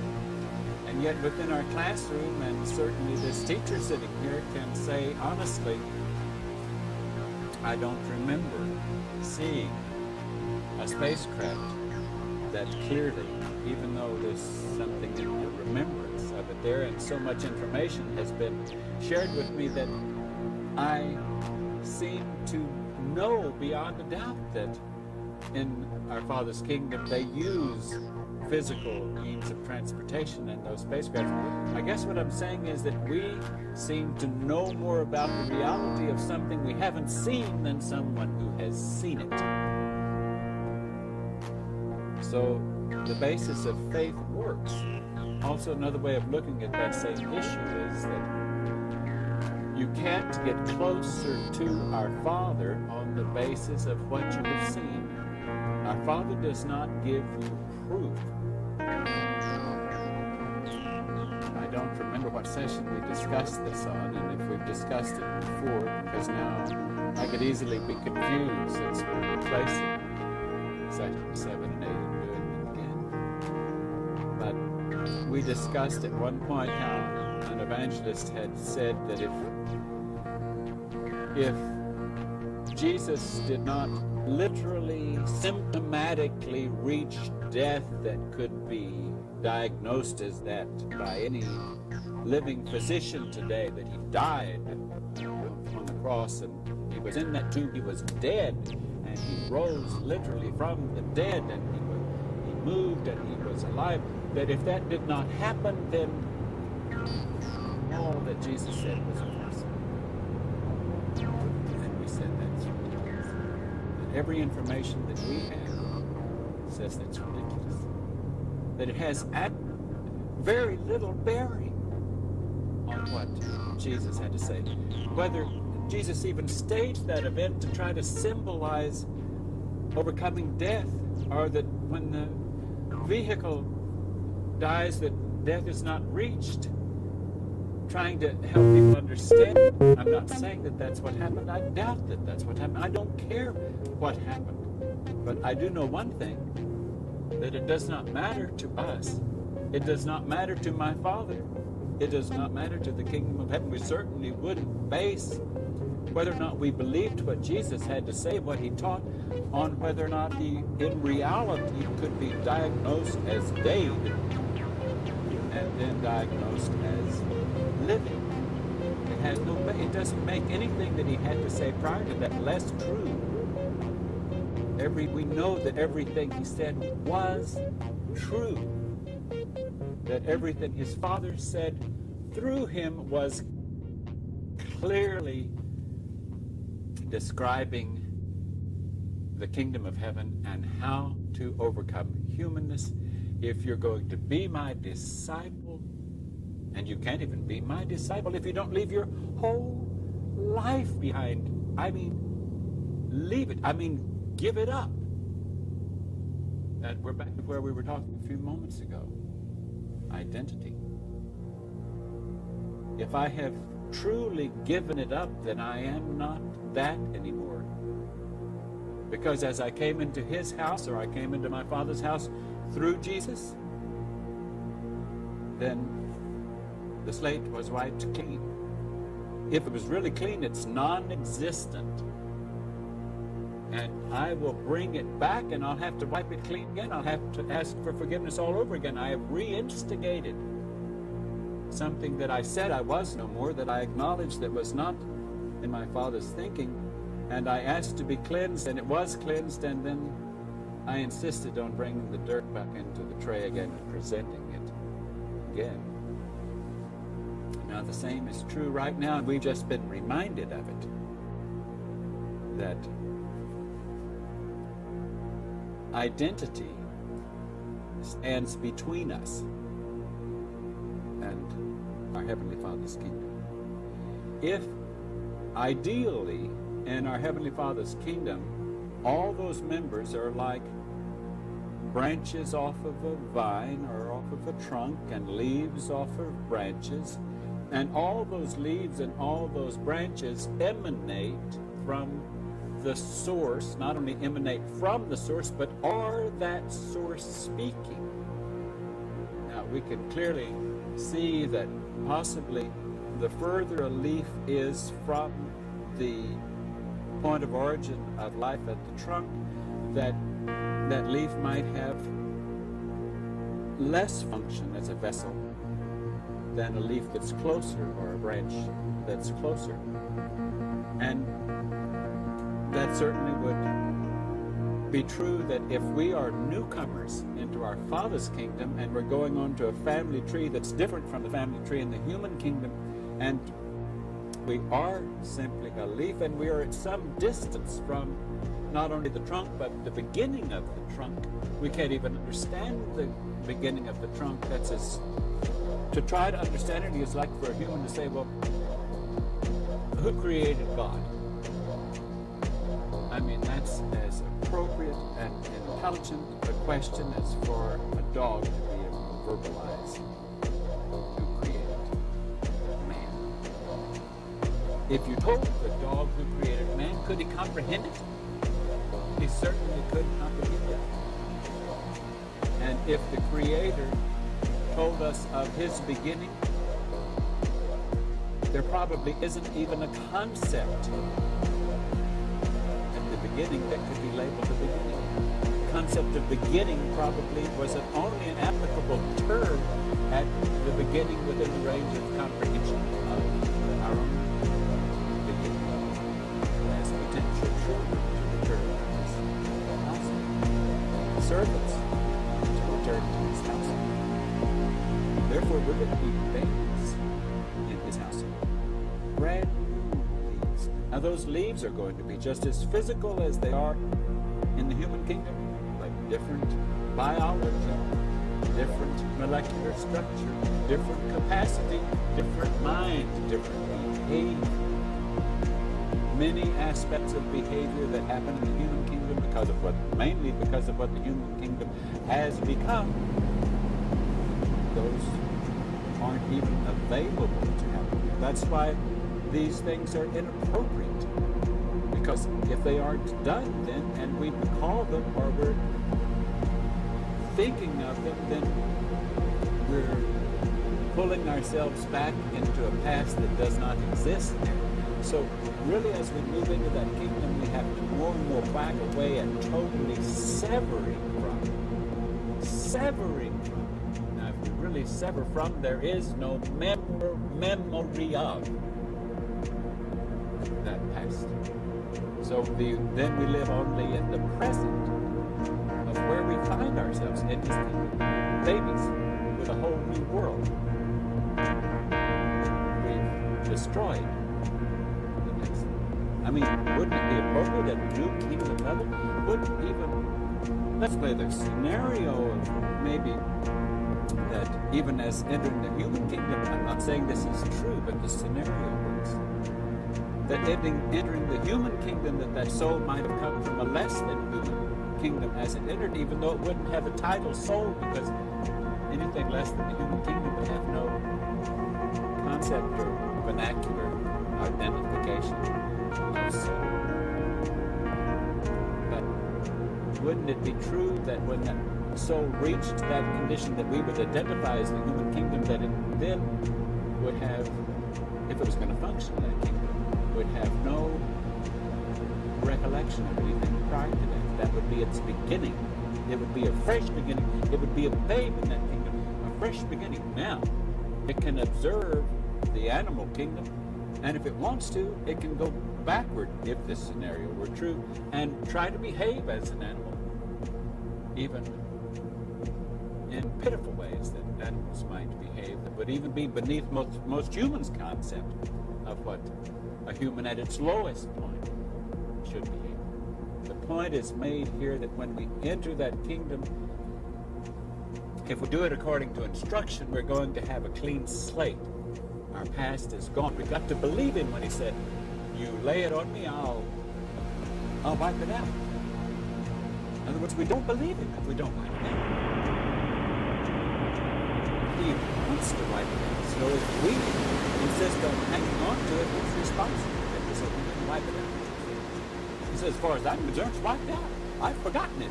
I don't want to know your past. So if you want to remember it, if you want to cling to it, that's your problem." Okay, let's proceed. What's next on our list? Sorry. Well, did you want to talk more about the scenes? Yes, I asked them to bring that up because I remember in the previous session a mention of the scenes, and I think the only reference that was made to the scenes was in relationship or in the context of relating that some Essene group, and it was a modern Essene, that I'm afraid I can't even put in the category of the Essenes, that said, or that I had heard or read that they had participated in stimulating their sensuality or their sexuality, as some Eastern religions teach, in order to come into enlightenment or to have the Kundalini turned on, the flame of knowledge, or whatever, which is an abomination. It's a counterfeit. I think we discussed this. It's a poor counterfeit or facsimile of how it is true that when you have overcome your physical or reproductive nature altogether, and it's behind you and you don't relate to it, then you're no longer drunk by that drug, and you can perceive information that comes to you and much higher knowledge, and therefore you can reach up to it. But back to the Essenes, the reason we are rediscussing this is because the application that is more appropriate for that term Essene can be used as we relate to hidden groups that existed in the Middle East in biblical times. There were, well, more particularly, there was a group of Essenes that was supposedly residing in the area, Qumran, where the Dead Sea Scrolls came from, and they were, as far as a group is concerned, that might be existing between times that our Father's kingdom comes in an incarnate condition, that they are trying as hard as any group on the face of the earth to become pure and to rid themselves of their human nature to try to get closer to the kingdom of God. Now that Essene group that I'm referring to is an esoteric group of Orthodox Judaism. And there have been books written that Jesus spent his unknown years, or some of his early years before his ministry, with that same group. Whether that is true or not, it's of no significance to it. The possibility exists that could have been used as a stepping stone. But my point in bringing it back is because I wanted to correct what I had said and not have you think that we think poorly of that group, because as far as groups of believers and efforts of discipline within the human kingdom exist, we'd have a hard time finding a group that would be working harder at trying to be pure and to overcome aspects of this world and to be more ready. And as far as I'm concerned, if souls are cycled back into the human kingdom at the appropriate time that members of our Father's kingdom are there, maybe you are. Maybe you at the other end of that camera are. Maybe you were in that Essene community at one time. Maybe you were with Jesus at one time. If you know his Heavenly Father, you know my Heavenly Father. You know the same knowledge that he gives to me to share with you, or that he uses my instrument to express to you. And our purpose for being here is to serve those that have been sent to return in order to complete their overcoming, to do the last little polishing up of areas that maybe were still awry and needed some correction, and would present them into our Father's kingdom as where the human kingdom was wiped out, obliterated, and they could start fresh, clean plants, ready to serve in a new agenda as crew members that functioned only with the tasks that are of the concern of our Father's kingdom. Excuse me. June, what's next on our list of questions? How do I identify which God I pray to?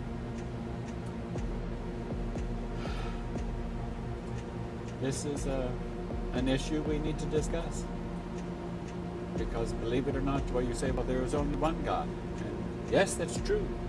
But there are other individuals who say, I'm God. Just as we've discussed that there are some individuals that would say, I'm Jesus.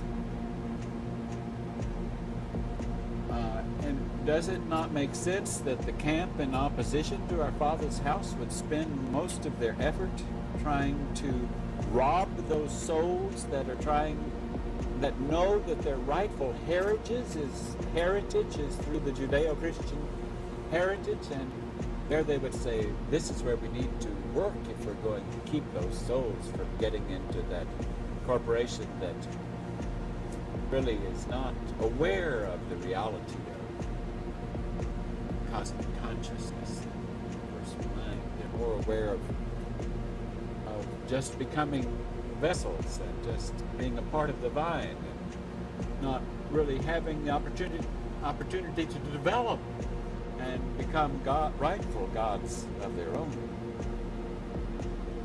That vernacular gets kind of mixed up and kind of crazy and dangerous. So how do we test in our prayers and in our meditation who we're praying to? Well, there's some prayers that might be appropriate for those who are not in the position as some of you might find yourself in, or that these in this classroom might be in, because once you're in the possible condition of wanting to make a transition from human kingdom to our Heavenly Father's kingdom, at that point our Father expects you to be in a position of saying, your will, not mine, about everything. And of saying, I only want to be an instrument of your desire. I only want to serve in a function that is of your concern. I want to overcome everything that is of my concern, or anything that is separate. Now, if someone in the human kingdom who has not reached that condition yet, they might pray, and they might sincerely be praying to our Father's kingdom, and unaware that someone outside of our Father's kingdom might jump in, particularly if they're praying for something that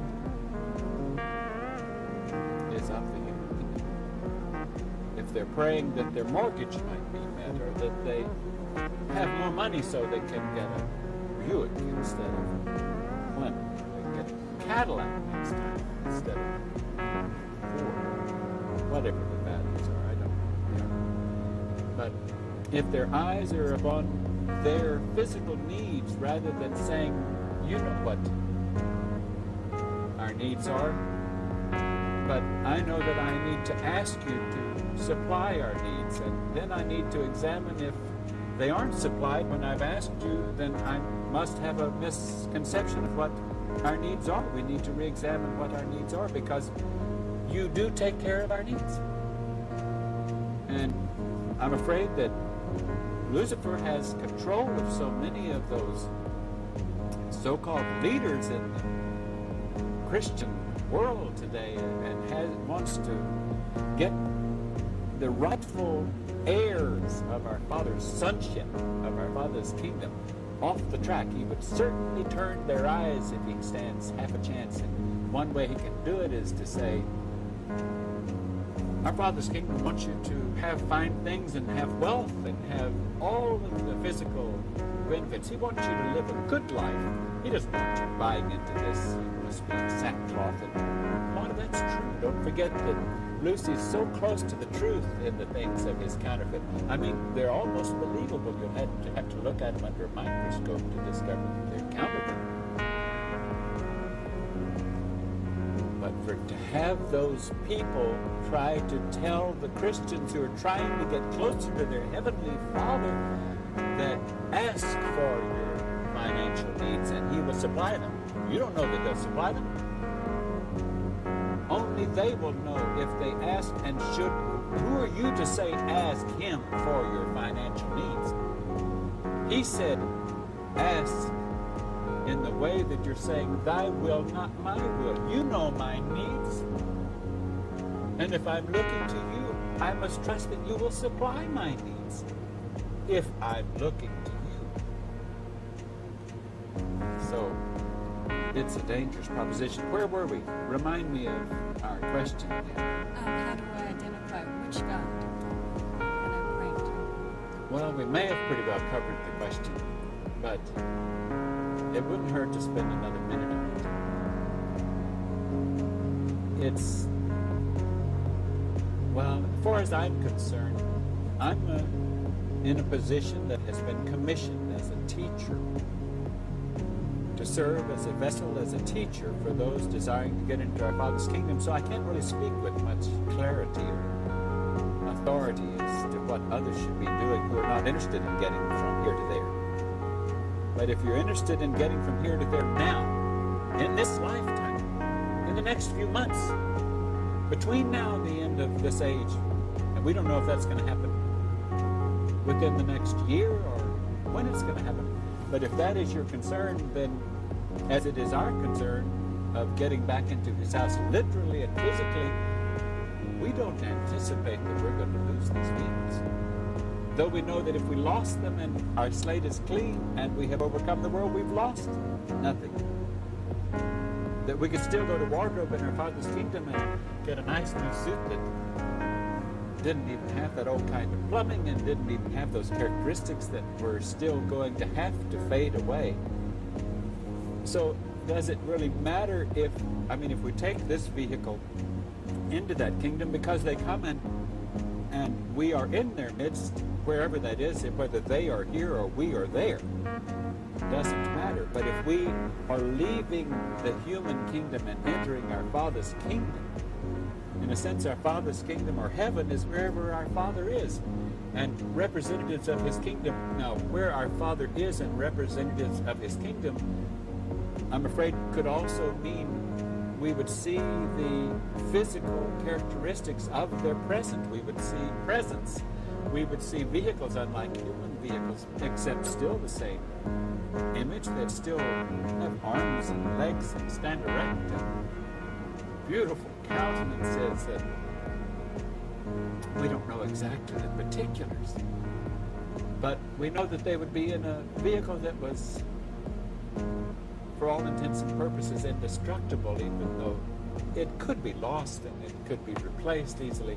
But whether or not we take this vehicle into that kingdom and they put us in their lab and they zap it and it's changed over to one of theirs in the twinkling of an eye, or if we lose this one before they come and do that and we get one out of wardrobe, and it's the same difference.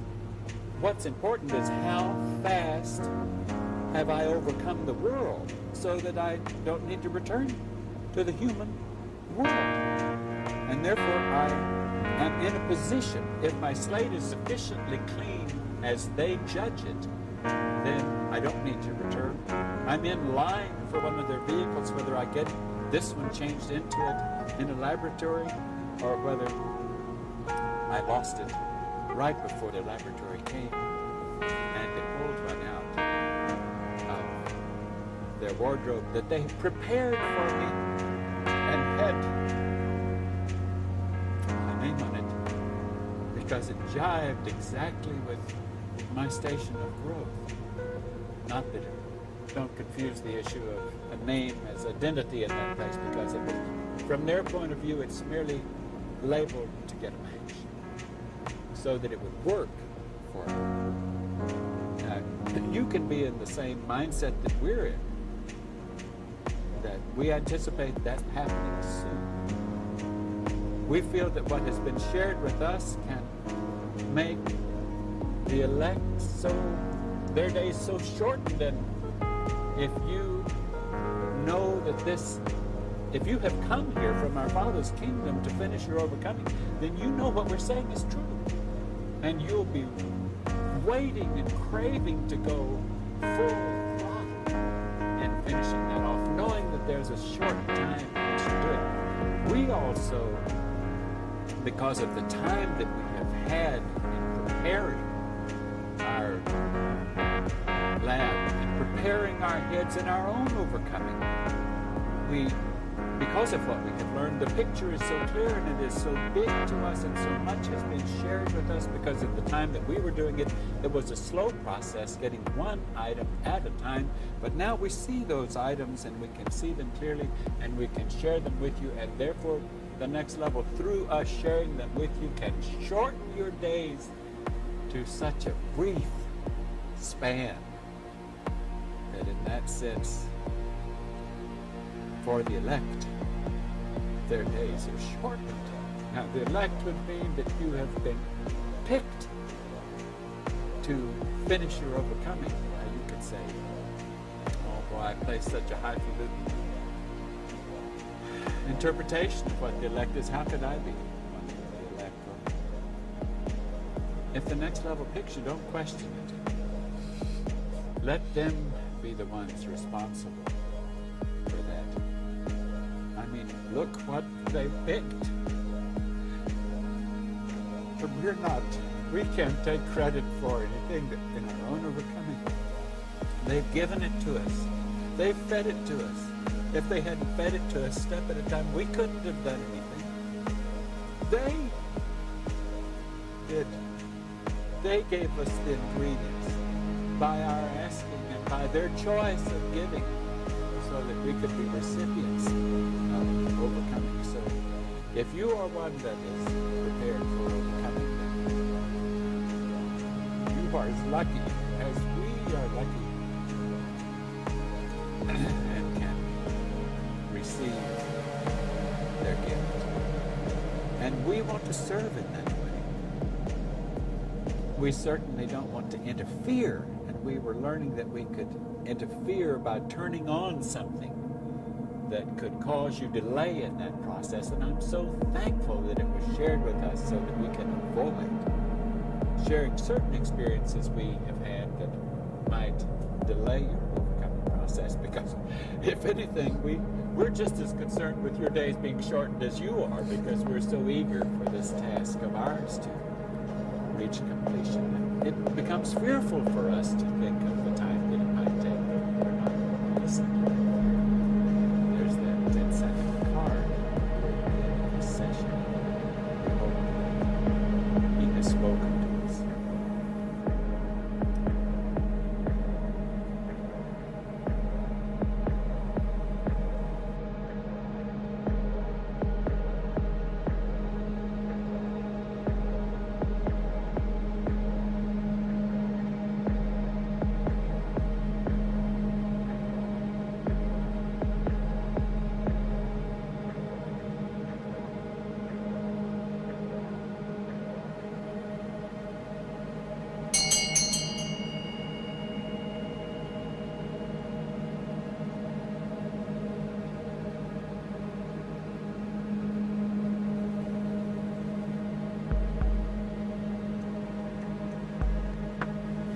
Welcome to session 8. I'm assuming you've just watched session 7, or you remember still what was on it, and we told you then that we're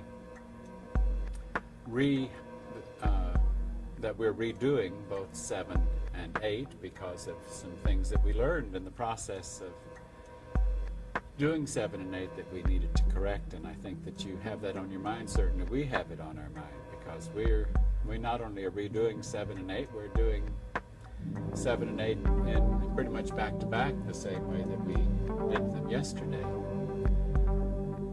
I want to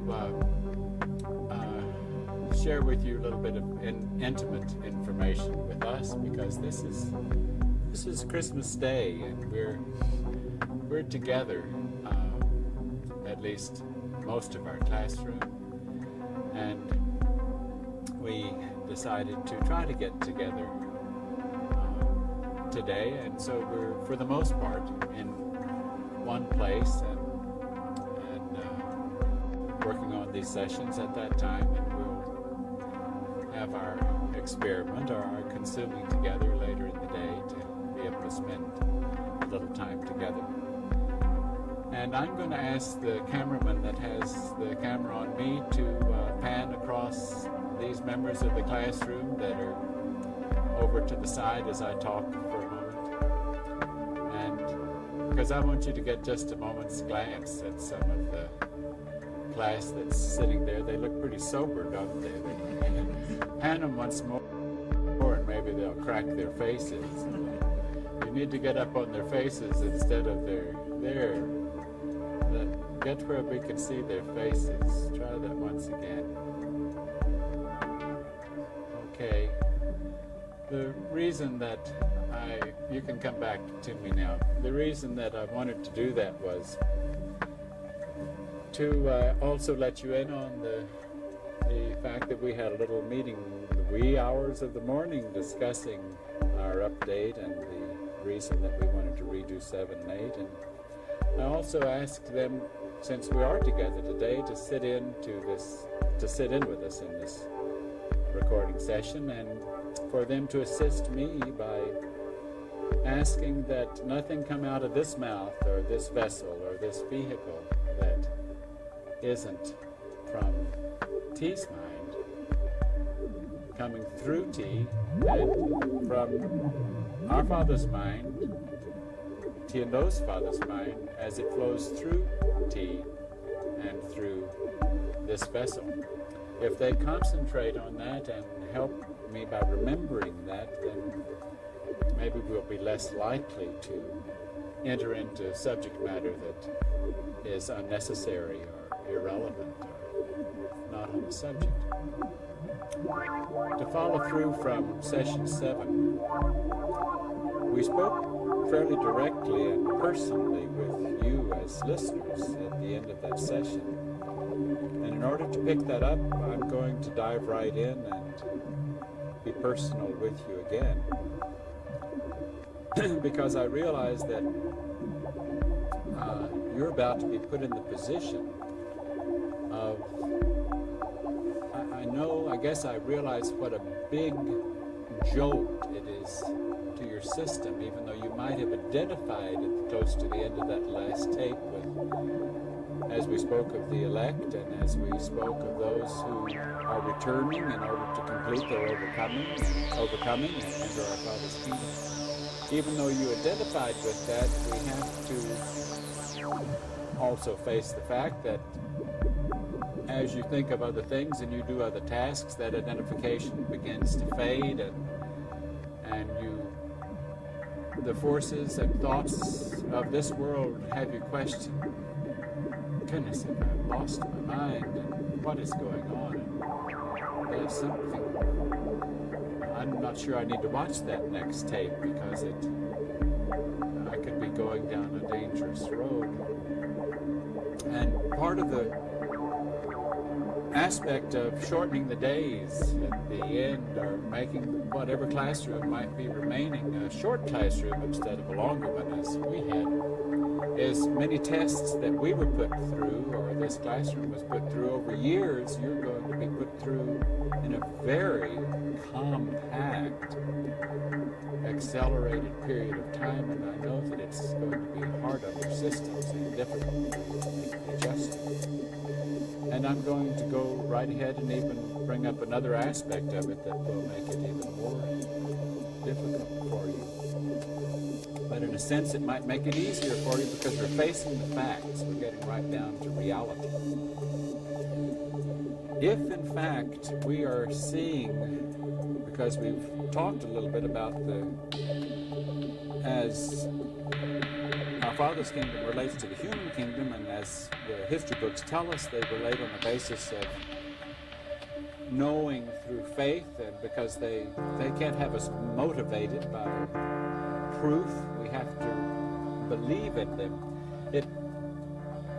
If you come this way, if you correspond with us, or you let us know that this is something that you must do, and you want to start identifying with us as wanting to be a child in that kingdom, and wanting to rid yourself of your humanness, then you're very quickly going to also realize that you're going to be, in a sense, submissive. You're going to kind of present yourself as putty in our hands because we're representing that kingdom. And I know this is one aspect of it that it is hard to adjust to. In a sense, you have to face right now and continue to face, do I really believe? Do I really believe that this individual that camera is on and these students of that individual, are they really vessels? Are they really of our Father's kingdom? Are they functioning that way? Is the information that is coming through them that information that I can recognize as from my Heavenly Father's kingdom? Can I see the pieces of the puzzle falling together? Is it speaking to me? And if it is speaking to me, then I have to also accept the more difficult realization that this is going to mean that I'm also going to have to get out of the situation where I'm simply watching this tape and do the things that this is going to begin to require as we get more into the specifics with you. And so I have to really look very carefully and examine my own belief. When Jesus said, if you believe me, all those that believe on me and come through me to my Father, He can offer you His kingdom. This is the same thing. I mean, you're being put to the test of, can I recognize this classroom and this individual that's on the camera as from that same household that Jesus represented? From that same household. It doesn't require any more of you. Certainly not going to. I hope we've gone through that. I'm not pretending to identify as anything other than a member of that household. And I know that I'm of that household, but the question is, do you know that I'm of that household? And if you don't, I don't want to talk you into it. It's a good time for you to put away those tapes or put them in the garbage can if you don't know that. Because now you're being put to the test. Do I recognize this information? If I do recognize this information and the information seems true, then I have to accept the packaging. I have to accept the vessels as being chosen from that kingdom to serve in this function. And in reality, that means that I'm actually going to take instruction from the students and from the one that said I'm Doge, and that instruction is going to get down to specifics and very literal and very mundane, and is going to give me help in ways I never thought that would be necessary in an overcoming process. I mean, the spelling out of the menu that I might consume, or the objects that might be purchased to use to brush my teeth with, and when I bathe, and how often. You know, one of the helpers here brought up that the way we discussed partnerships, and maybe this is one of the tapes that we've decided not to use, and we'll discuss it again, but they thought that the way I expressed it, you might be confused and think that partnerships go into the bathroom or to the cleanup area as a partnership, but of course they don't. But I just remembered that they had mentioned that the way I expressed it, they might have thought that they did, and so we clarified that. But the point is, we're going to get with you down to nitty-gritty. We're going to, if you come this way and you start asking questions, we're going to answer your questions, and you're going to have to realize how mundane those questions actually get. And you're going to say, well, you know, do I have to, does it mean for me that maybe it would be more right for me to also wear loose-fitting clothing and not do the other things that we had discussed? And yes, you're going to be tested with, can I accept instruction about the particulars from these? That's a very difficult hurdle. Look at how many very, very religious individuals that when Jesus came and said, it is the Father who speaks through me, and I can take you if you follow me, if you believe what he says through me, if you believe the words that come out of my mouth, and if you're a disciple of mine, I'll get you there. The ones who had the most trouble with it were the ones who were the most religious, because they couldn't accept the packaging.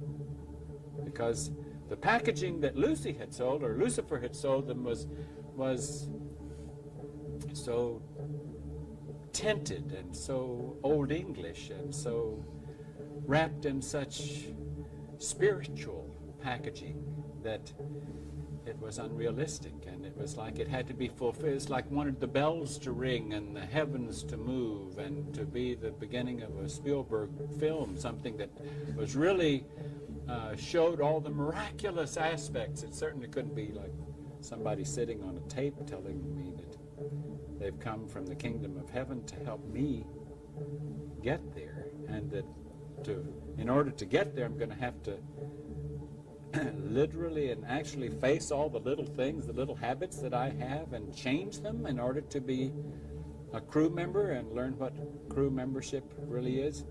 And yes, that is where we are. And as we go through more particulars in this session and the next one, you need to, if there is a next one, you need to examine your mindset and your willingness to yield, because our interest is this must be done quickly.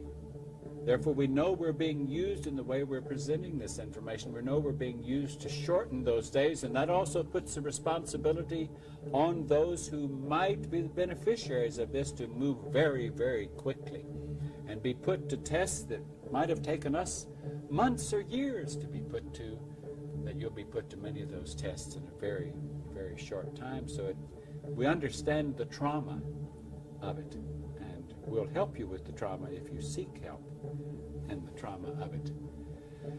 But we have to also warn you and prepare you for some of these particulars.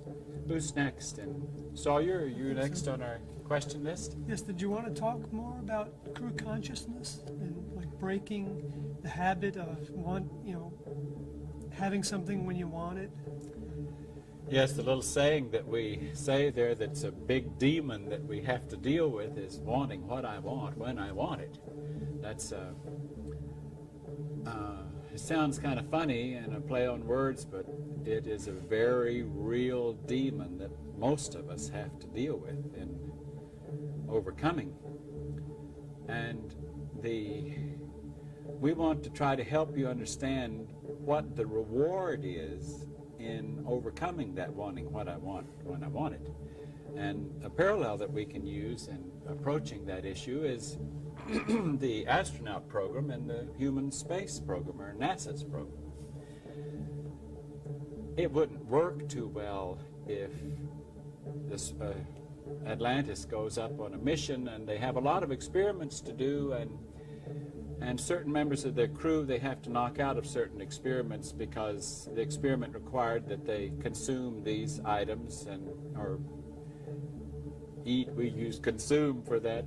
If they consume these items, and certain members of the crew say, well, I've got a funny stomach and I can't consume those items, so we have to knock out that person then because he not sure that he could handle the freeze-dried or the powdered formula or whatever it is that they're going to be put to. And then another crew member might be, well, I get so sleepy I just can't stay awake when it gets to be 10 p.m. Earth time, so we knock him out of another test that only can be done at a period that might be registering on Earth as, midnight, and so that one's knocked out. So when we're getting rid of what we want to do when we want to do it, it's really the opposite.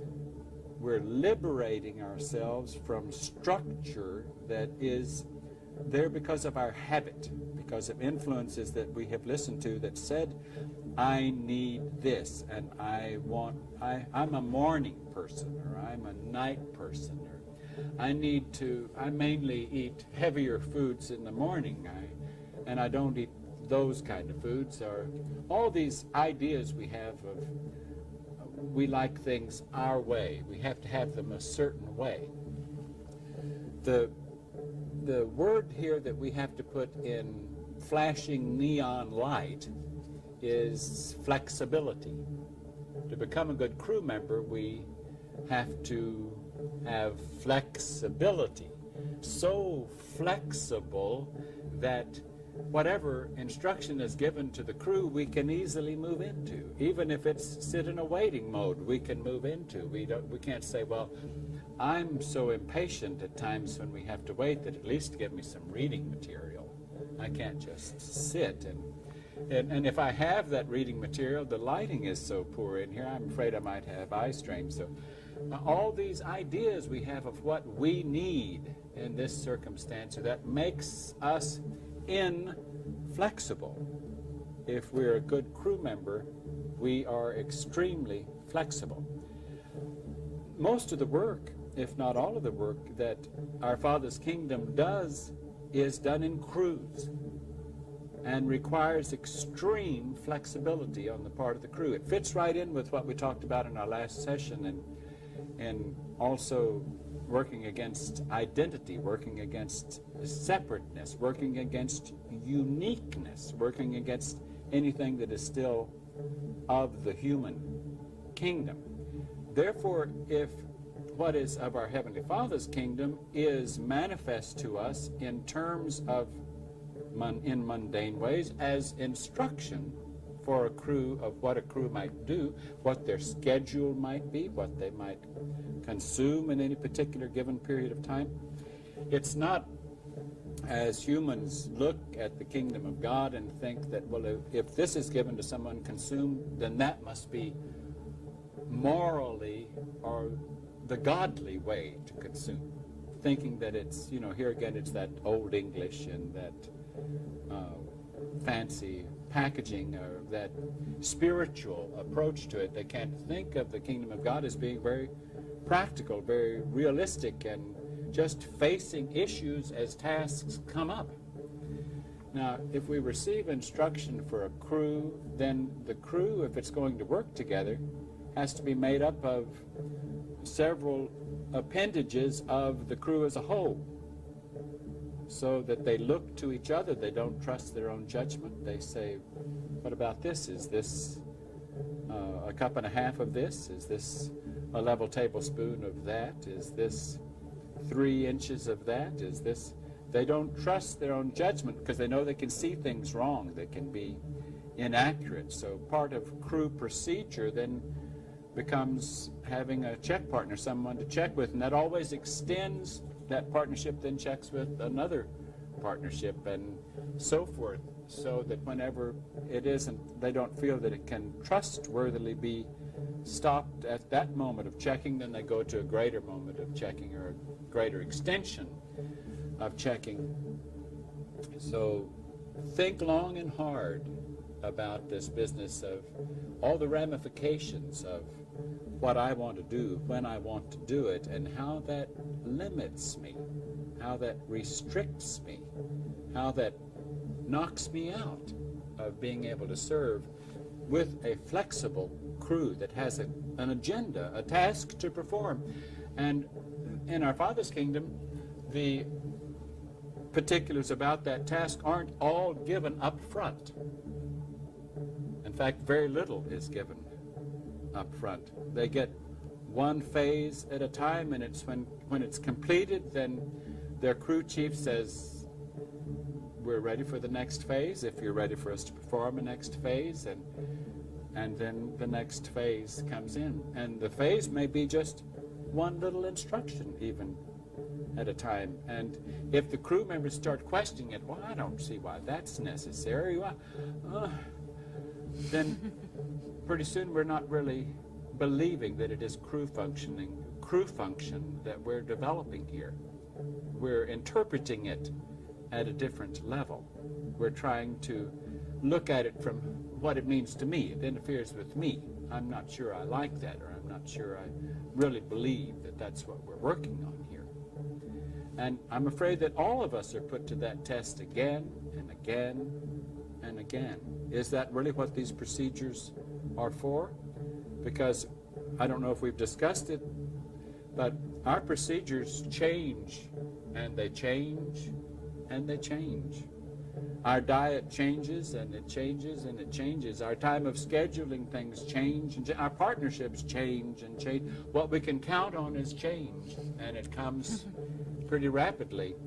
And change gives us new opportunity to be more flexible, that neon word, and so that a crew member can function well as just an appendage, or as we use the illustration of a cog in a wheel or a spoke in a wheel, that if the wheel has a function to perform, then one spoke shouldn't sing louder than another spoke or require certain attention that other spokes don't require, or have in its mind something different. It may not understand what the wheel is even performing, but if its head is in the right place, it doesn't even question what the wheel is performing. It says, I can see here that we're performing a function. I may not understand it, but it's not my place to question it. And I know that I'll be more inclined to be in a position where I can serve if I stop questioning, because then I'm not muddying the air You know, I don't know if we've discussed it because I keep getting confused of what we covered in session 7 and 8 that we discarded. But we have to bring up here the issue of telecommunication, because is that the term? Telepathy. Telepathy. Telepathy. We say, funny things come out of my mouth. I realized in listening to a session that in one session I had said on hands experiment when I meant to say hands-on experiment. And I think in the sessions that we did yesterday, one came out, well, I don't know what kind of rat pack you are, meaning pack rat. So a lot of things come out backwards, and we have to turn them around and try to adjust them. Mental telepathy is a human definition for a kind of communication that is common in our Father's kingdom. Now, and the reason we have to bring it up and discuss it is because we're not trying to point out, oh, isn't that neat that members of our Father's kingdom can communicate mentally. We're not saying that mental communication is the only communication, but there's a funny little thing that we may not have seen that this piece of the puzzle fits in there, but when Jesus said, if you even look at someone lustfully, you've committed the act, and you say, how could that have anything to do with mental telepathy? It has everything to do with mental telepathy. Because if I have a thought in my mind and I'm in our Father's kingdom, it is expressed at the moment that I think it. It is expressed. And even though my older member or the other crew members, they don't like to invade my privacy, they hear my thoughts because they have a communication of not having to use their vocal cords and their tongues. And so since that is their behavior, that is their technique, that is a characteristic of the suit of clothes that they wear, of their physical vehicle that they wear, then we have to learn how to have control of our brain, our tongue, our vocal cords, mainly of our brain, that we don't permit thoughts that would be negative or doubting or periphery or unnecessary, or that could clutter the air, because we're going to move into vehicles where thoughts, or the moment a picture is formed.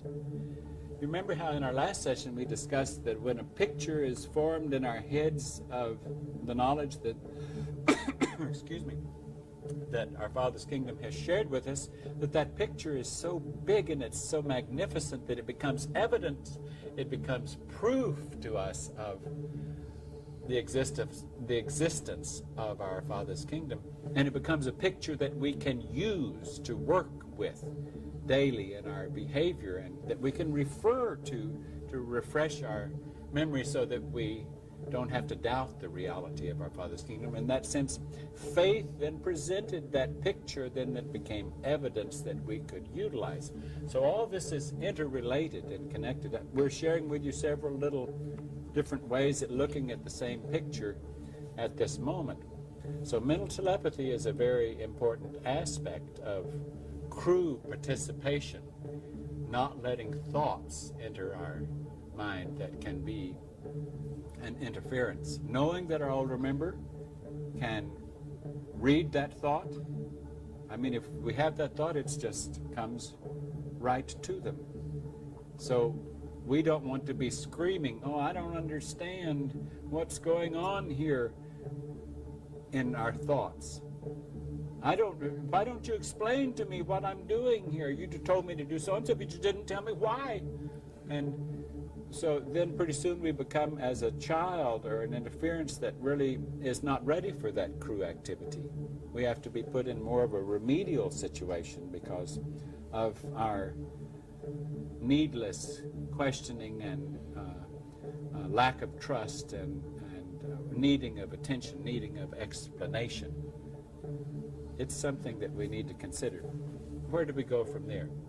Well, I was wondering, back in session 6, I think we left off, we were talking about some of the particulars, the techniques of overcoming sensuality, and I thought we wanted to go back to clothing, because a costume that we wear, and some of the aspects of that.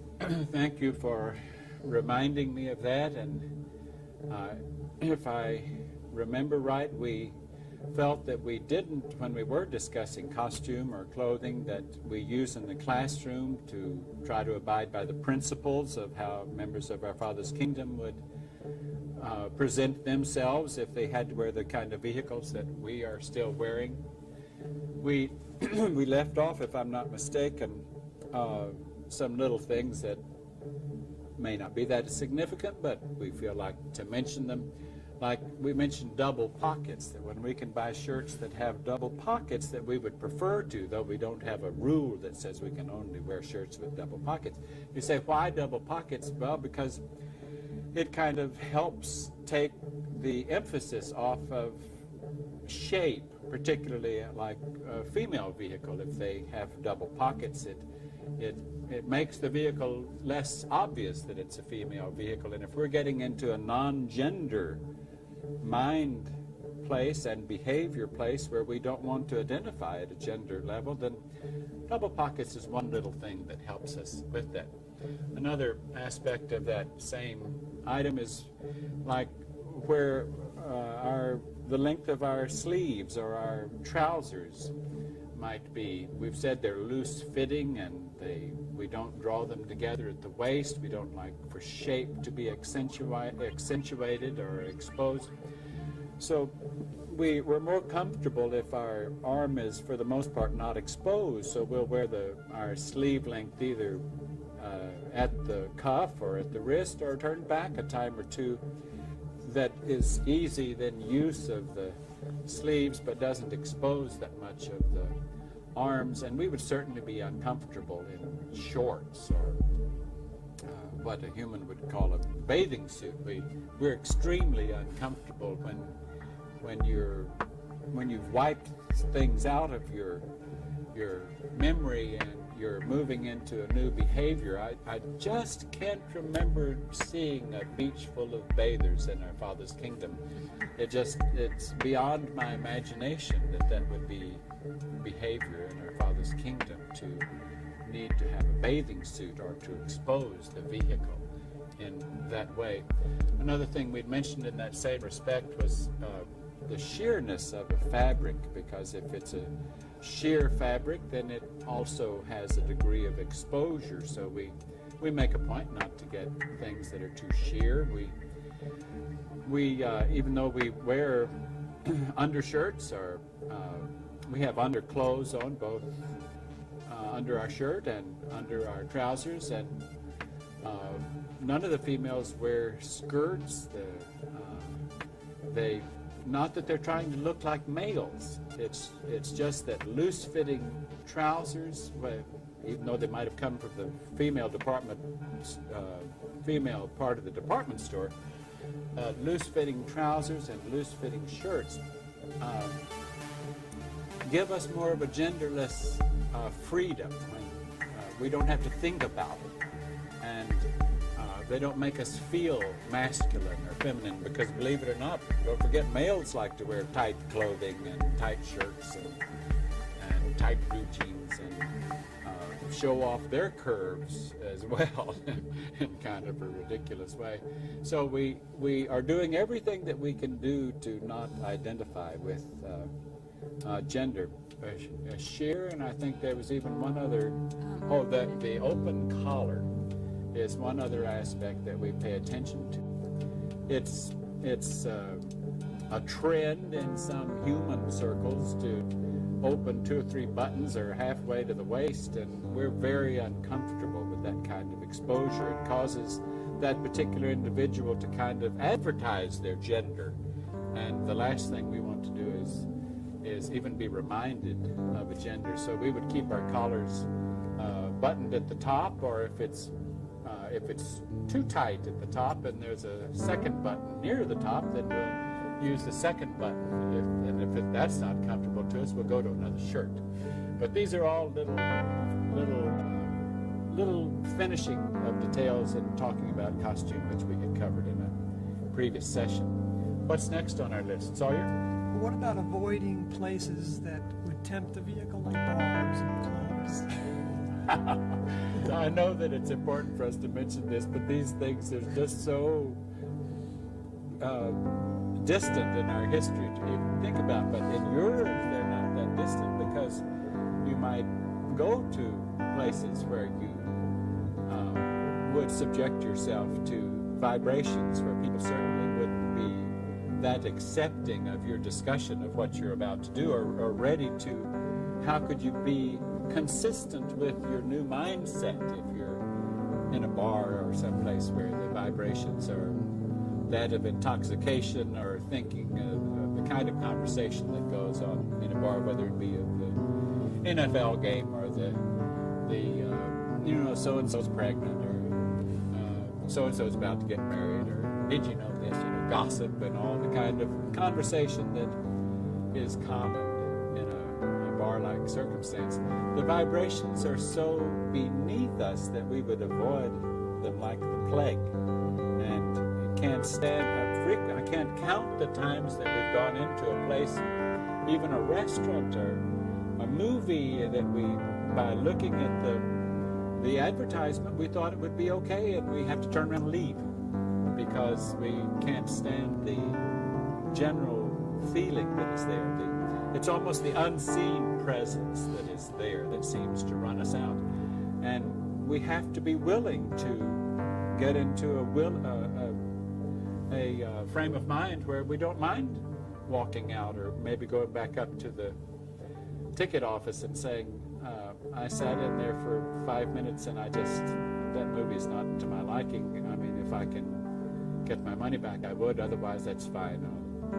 I'll leave. But I can't count the times that we have done that at movie theaters or at restaurants or other places that we might go. Even, I'm afraid we've even visited churches where the same thing has happened, where the thing that people would talk about would sicken our stomach, because it would be so unbecoming to the instruction that we have received in our changeover from human kingdom to our Father's kingdom. So the answer is yes, we avoid places that could pull us back into the world, and we try to confine our places to things that are uplifting, at least objective, and not threatening to us. We don't try to subject ourselves to tests unnecessarily by saying, well, I've outgrown that, I can handle that.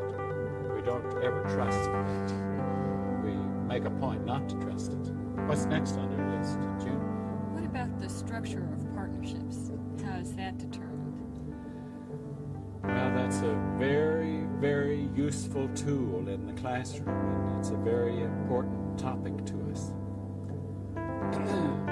Partnerships. They are valuable. We told you a little bit ago how they can change frequently. We've learned from experience that it helps to have a partnership, since a partnership is two individuals, or sometimes three individuals, who have asked their other partners in that partnership to help them in their overcoming. They ask that part of a partnership is to involve the other person in assisting you in your task of overcoming. Now, if it can't be done in sincerity, then it's a pretty lousy partnership. If I'm hesitant to ask someone, or even if I'm hesitant to have anything brought to my attention that I need to overcome, I don't know what I'm in this classroom for. So if I'm trying to overcome the world, then I want all the help I can get. And certainly a partnership is a place where I can get help in my overcoming. So it's true that in a partnership, the members of that partnership, be it twos or threes. It's interesting as you think in terms of the New Testament how Jesus sent his disciples out in twos and threes because he knew it worked as a neat partnership. So they do solicit from their partners, if you see me do things, or even my countenance, or a little habit that I might have, a little idiosyncrasy that I might have, or if I treat you in any way, or I begin to gossip, or anything that you observe about me that is not the way that we have been taught and that is unbecoming to members of our Father's kingdom, I ask that you bring it to my attention. And then, but what if we were in a situation where one partner is pretty sensitive emotionally and they have a hard time dealing with it if the other partner brings it up in a way that hurts their feelings? So even though the one partner is trying to learn not to respond that way and not be so easily hurt, they have to get past that. On the other side, if it's the person who is not very diplomatic in bringing up something that needs to be overcome, has to work very hard at learning to be diplomatic, and also has to question their judgment department. Am I seeing a lot of things critically that maybe surpass our teaching and our instruction, and maybe it's me, maybe it's still my humanness that is finding fault here by some judgment at the human level, and instead of the way I've been taught by teachers or older members. So you can see all the ways that can work. One aspect of a partnership that is so valuable is to not have a partnership made up of two individuals that could easily fall back into being attracted to each other at the human level, or in an emotional involvement, or in a sensual involvement. I mean, you see June and Sawyer here, and male, I'm sorry I said that, because they are not, but to appearances their vehicles are. And Sawyer still sees with his eyes, even though he's tried to train his eyes. If he lowered his vibrations, his eyes could see remnant of female vehicle, and vice versa. June could see remnant of male vehicle. And so it's an important factor to certainly, for the most part, to not place vehicles in a partnership because they are not partnered, even though they have been given tasks where they are partnered for a period of time. They are partnered in the aspect of serving as teleprompter and helping me in this task. But when this task ceases, or the session is over, or they're not studying for the session, then they go back to their other partnership, which might have become, their various partners might be partnering for that period of time. But I'm just trying to help you understand that we don't put people in partnership situations that would test their overcoming, or put that to the test unnecessarily. So if I'm still dealing with, even if I don't think I'm dealing with, but my teacher might realize that I'm still dealing with, then we wouldn't be partnered in a relationship where it's male-female. And we take all things into consideration as to how the vehicle might have had its orientation, whether it was heterosexual or homosexual, because in our Father's kingdom, those words don't mean any different than orange or apple. I mean, they have no more significance than that. They're two pieces of fruit, orange and apple. And as far as our Father's kingdom is concerned, that's two aspects of sensuality, reproductive activity, side issues of the human kingdom that is completely inappropriate, not therefore bad and ugly, but it's not done. It's not needed. It's not a behavior that is there. Remember, babies are not born in that kingdom from a female's womb. And remember, babies are born from the human kingdom as adult humans, and they become babes in that kingdom. That's the way that works. So everything we can do to make a partnership work, we don't like to put them to the test. If let's say, sometimes partners might be so much of the same mind and the same faults, and not be able to recognize those faults, that it doesn't work. If one person is given to lack of restraint and being too boisterous, and they're partnered with someone else that has lack of restraint and they're too boisterous and they're careless and they upset things not meaning to, and they can't really help each other that well because they don't see those things. So it helps to kind of calculate, and we get instruction to calculate a partnership in areas that they can be helpful to each other. And never can one partner cover all the needs of another partner. That's part of the reason why partnerships are frequently changed in order to have us, what are we trying to become? Flexible in neon signs, so that we can serve as a crew member without having to require special attention or having to deal with things. What's next on our list? Sawyer? Can you talk about how death and disease, this is, I guess, off the subject of sensuality, but death and disease can bring you closer? I think that we should address that, and because it can help us understand. Well, let's take what we have talked about in our Father's kingdom. Death is not when the vehicle falls away. That when the vehicle falls away, it has little or no effect on the soul. And death only applies to the soul. So when a vehicle drops, it's not affecting the soul, then death does. But humans use term when the vehicle falls. Now there is a little bit of something that happens when we lose the vehicle that can help us, because frequently when a person is traumatized because they're about to lose their vehicle, that they turn closer to God, or they try to clean up their act a little bit and examine whether or not they are maybe going to their Creator, or that maybe this world is over for them, and so they're wondering about, well, let's face it, there's not much time they can make much significant change in their behavior, or their likes and dislikes of becoming a crew member, but they can start trying to get a little closer in their consciousness to their God. They can start to examine their values, and therefore if that soul that leaves that vehicle, while examining that, then that means that that soul, as it enters another leaf of the human perennial plant, that it has a clean start, it has a fresher start with a goodness consciousness, looking to try to be something good. Or it may not have left that previous plant with that consciousness, and it would not enter with it. But death can be taken advantage of in the same way a so-called terminal disease puts us in the same thinking. We begin to question how we're going to spend our time from here to the end of our life, even though it isn't the end of our life. It's just when that particular plant, which is very, very temporal, when you think about perennials,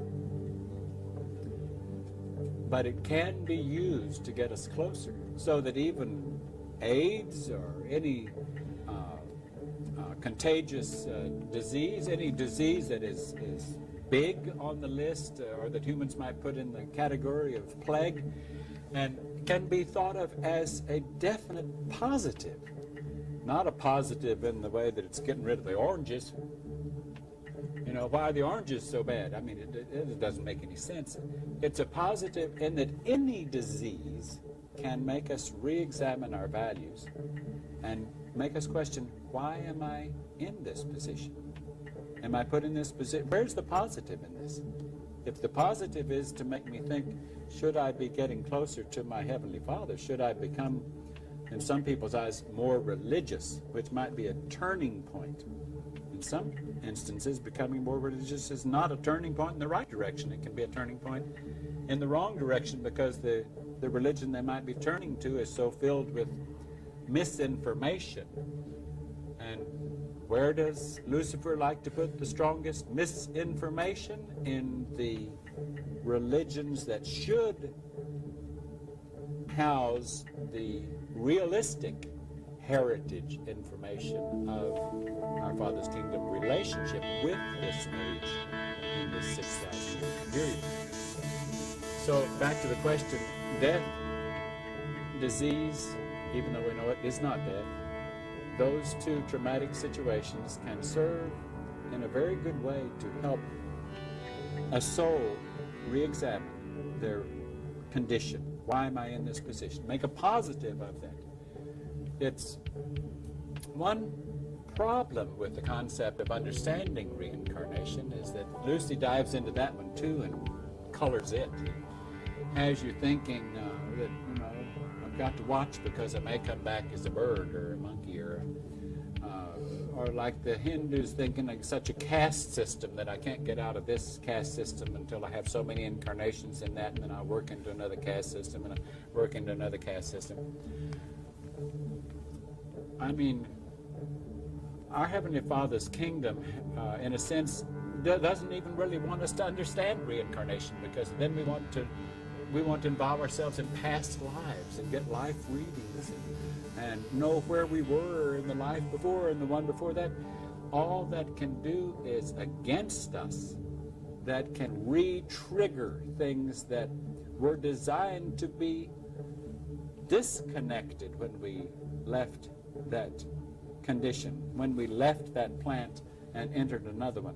Even though it's true that at the time we leave a plant, we're going to come right back into the same plant. If we were still tied to that plant, we're going to come right back, work our way right back into the same addictions if we still had those addictions.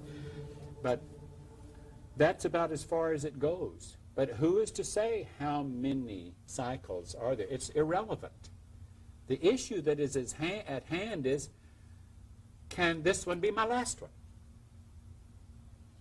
That is synonymous with overcoming. That is synonymous with graduating from the human condition to our Heavenly Father's kingdom. This can be your last one. So numbers don't count. It doesn't really mount to a hill of beans even how much I have to overcome. I mean, I can't say, well, if I haven't overcome so-and-so, then I must have so many incarnations still ahead of me, and I'll work my way up to that. You don't know. I mean, we don't know if our Father's kingdom is going to present us with another hothouse and another age to come that's going to last another 6,000 years. And we don't even know that if our attitude is that it's coming and I'm going to put it off, He will find, we'll scratch that one off because He's not coming to me when I gave Him a chance. So we have to consider these things. Okay, what's our next question? June. What about attachments beyond the immediate family? Attachments like a best friend? Or, yes, Well, it doesn't hurt us to examine that a little bit, because sometimes those attachments were as strong, if not stronger, than attachments of the physical family or the human family tree. Anytime there's an attachment, we were just talking about reincarnation. The funny thing is, if we have a very close friend, someone we're bound to, we were probably bound to that same soul in another vehicle outside of that family unit in the time that we were there before. But that's, we just said that's insignificant, has no particular bearing. What does have bearing is I need to sever that one if I'm going to make this my last one, if I'm going to get out of the human kingdom. And it becomes hard to sever sometimes relationships where you have been intimate with someone and they've been the person you always run to cry on their shoulder or to tell them of what you've experienced, or you just had a miscarriage, or you know, whatever it is that's traumatic that you go and share with someone as your confidant.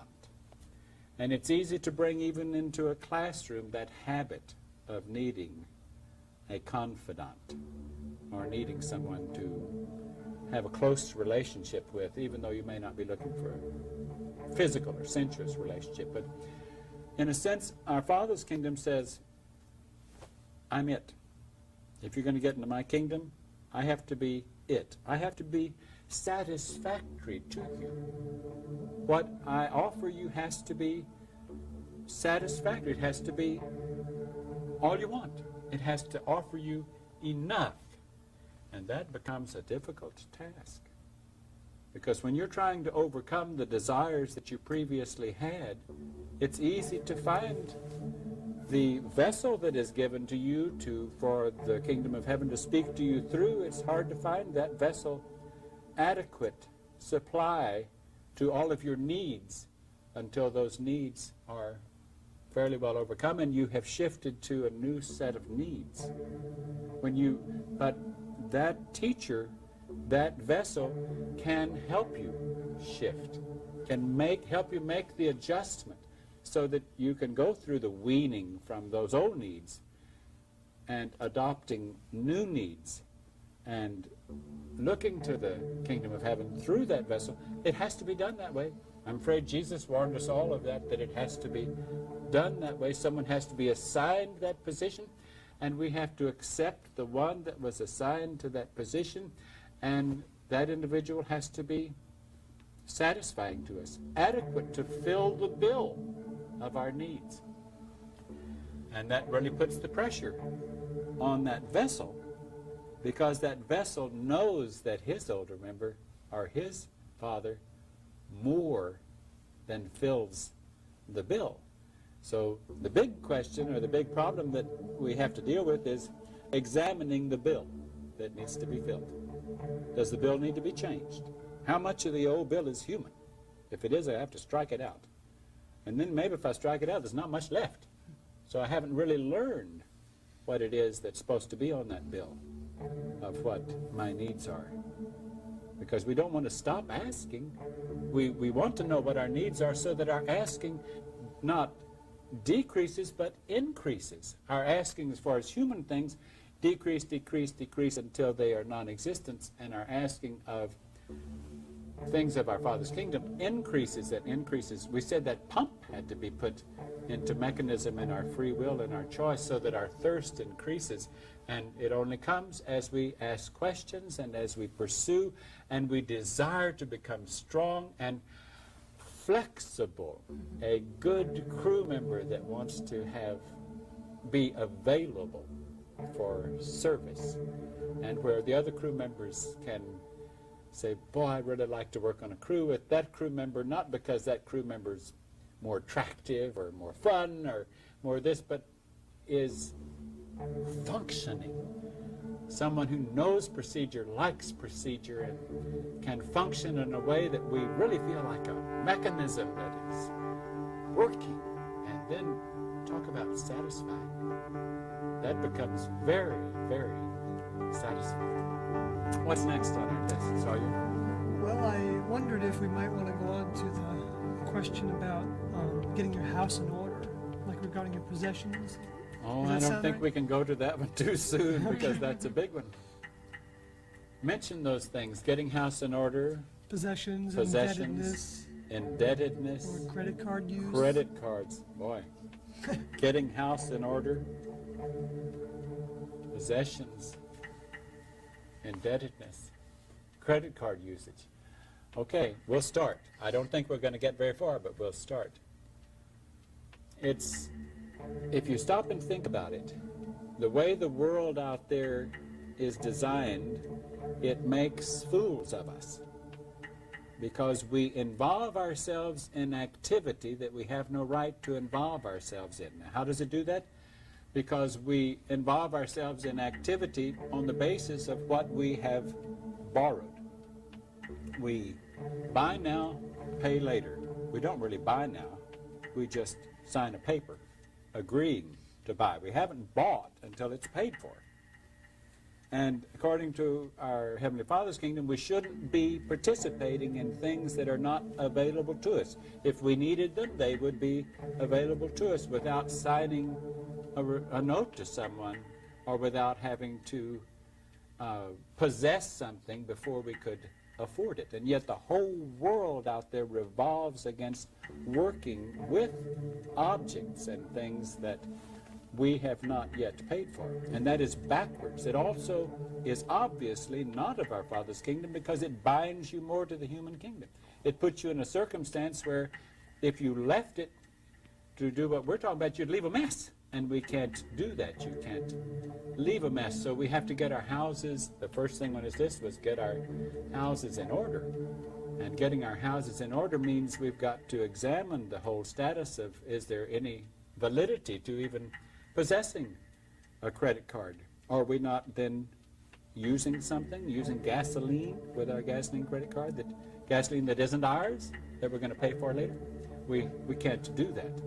So, well, as we sit here, there goes that 10-second marker, and that means that this session is coming to an end, and we have to pick this one up in our next session.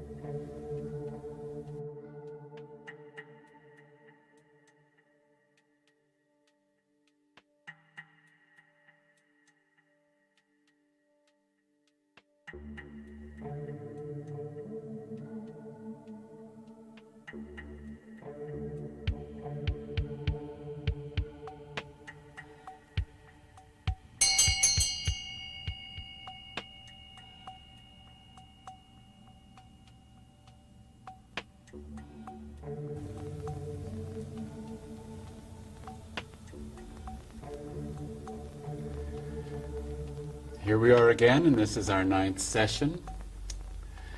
Our helpers today are, I'm going to ask the camera behind me to let you see Check to my left. She is going to help us, and Song on my right.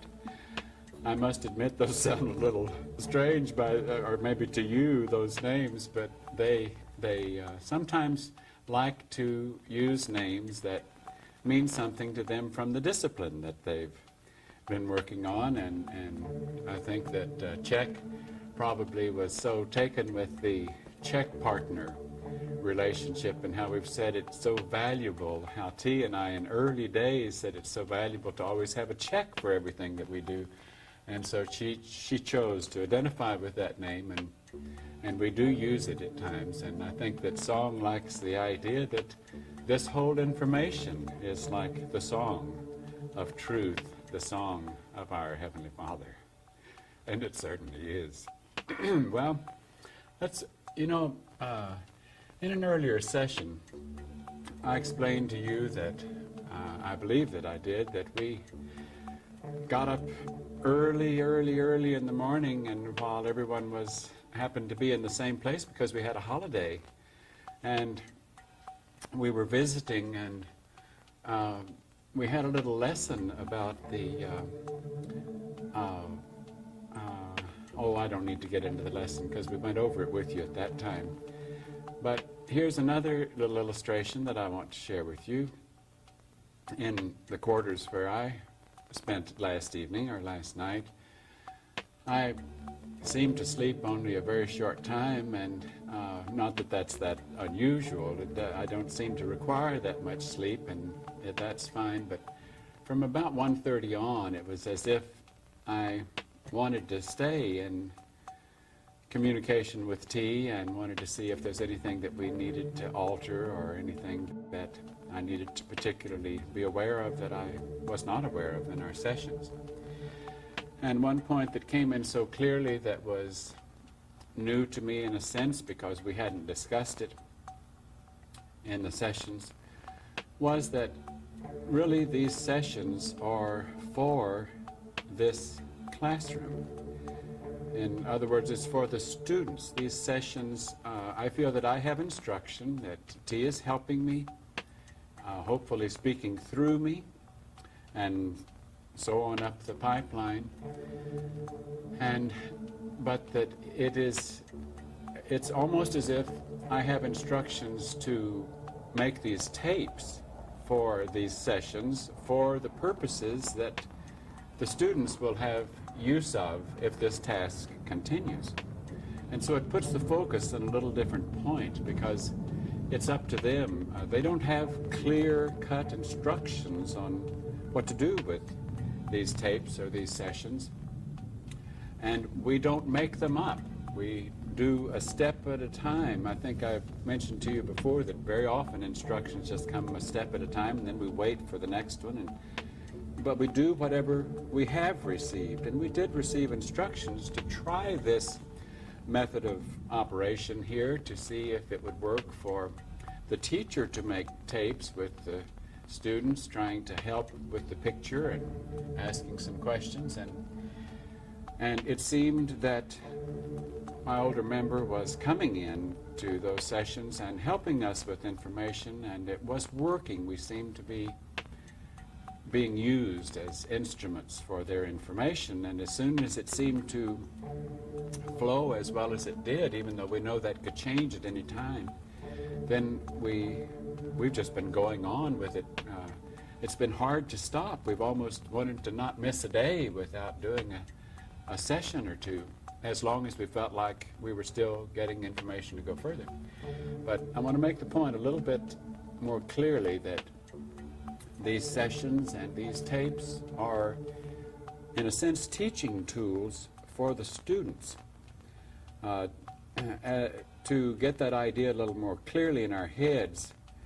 In other words, my relationship, we'll speak of this, in a sense it's symbolic, in a sense it isn't, but my relationship with you, if this task proceeds, might end up being more as grandfather to grandson, and they might more serve in the capacity since they are older than you. I don't know if that has clarified in your mind, but if it might have, if other things that we have said have added up at this time. If they have completed sufficient overcoming of their own in this task, and they received instruction to put the information out, even though the way that instruction came was to do it in this method, then they are, in a real sense, going to serve in the teacher role with you, or in a sense, in the midwifing or the father relationship, if you don't use that in a spiritual term. But in other words, if they have completed enough overcoming that they could move right now into our Father's kingdom, and even move into a physical vehicle of our Father's kingdom, out and no longer occupying the vehicle they're in, whether this one or the one that they're in is changed over into that one or another one. In other words, they don't need to come back to the human kingdom unless sent. That's the instruction we have received, that's the case. So here's another one of those days where you're put to the test by things that we say, because this could be hard to make a mental adjustment to. Each time we arrive at a threshold of a major move forward, it always tests us, and it usually tests us. Oh, I'm not sure I can buy that. But if you examine things and the next thing you know, you say, well, it makes sense. It certainly, I'll just have to see. I'll just have to play it a step at a time, and that's the way you should, just simply a step at a time. And checking, just as we check, and you check with your Heavenly Father, you check with your connection and see if we have the same one. If we don't have the same connection, then that's a clear indication that it's time for you to cease in this process of letting us serve as the instruments to help you get this picture and get this information that we have instruction to share with you. Well, we're going to proceed with our questions, and I'm going to ask Czech first. What's first on her list of questions?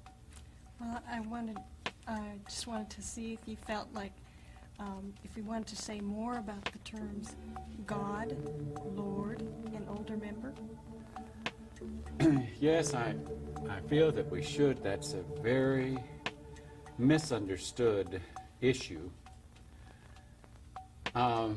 Humans have a lot of misunderstandings about the term God, so much so that some, without really stopping and thinking about the implications of it, they think, well, there's only one God, and everything in the heavens is God, so there must be only one creature there, and yet they also think that people, when they die, go there, so how can there only... Oh, well, it gets kind of confusing. And the term God, the English term God, unfortunately, in the translation from the manuscripts of the Bible, there were different terms used, and the English translators kind of lumped them all into one and used God, no matter which Hebrew name was used, that really meant a member of the kingdom of heaven that was assigned a particular relating task to the humans. And so if we look at manuscripts and see the different names that were applied, some think, well, that's talking about the different characteristics of this one person. And they don't stop to think that the chief of chiefs or the God of gods, the Almighty, the Most High God, the Creator in the kingdom of heaven, can assign his membership or some from his membership to assist him in tending to the garden, certainly in elementary tasks or tasks that would be elementary to the Creator. And that doesn't mean that they have not even learned how to create in a garden circumstance. But as the different individuals, for sake of clarity and understanding, it would help your head, as it has helped us to understand that, as it has been given to us, that the different members of the kingdom of heaven that were assigned to relate to the humans in this age, depending upon the task that was their assignment, they ended up with a different title. And it was more of a title than it was a name. If you know much about the history in Hebrew as it relates to the name that applies to members of our Father's kingdom, there is some discussion that those names were never to be pronounced and never to be spoken. Some even don't even write them, except maybe write a consonant to start it, and then a dash and maybe another consonant to end it. There's been all kinds of theological discussion through the years about the taboo-ness of humans being able to call the names, or not to really know the names. So the humans have titles that they are given to use to illustrate. And like I say, those titles were reduced to just a single title in the translation to English. So the title God is just kind of like a general over title, where there were others that were broken up depending upon the task that the member who was assigned by the Creator, or whichever subordinate member assigned that individual to work directly with the humans, whether it be Adam and Eve in the garden, or those in the desert, or in Egypt, or in Israel.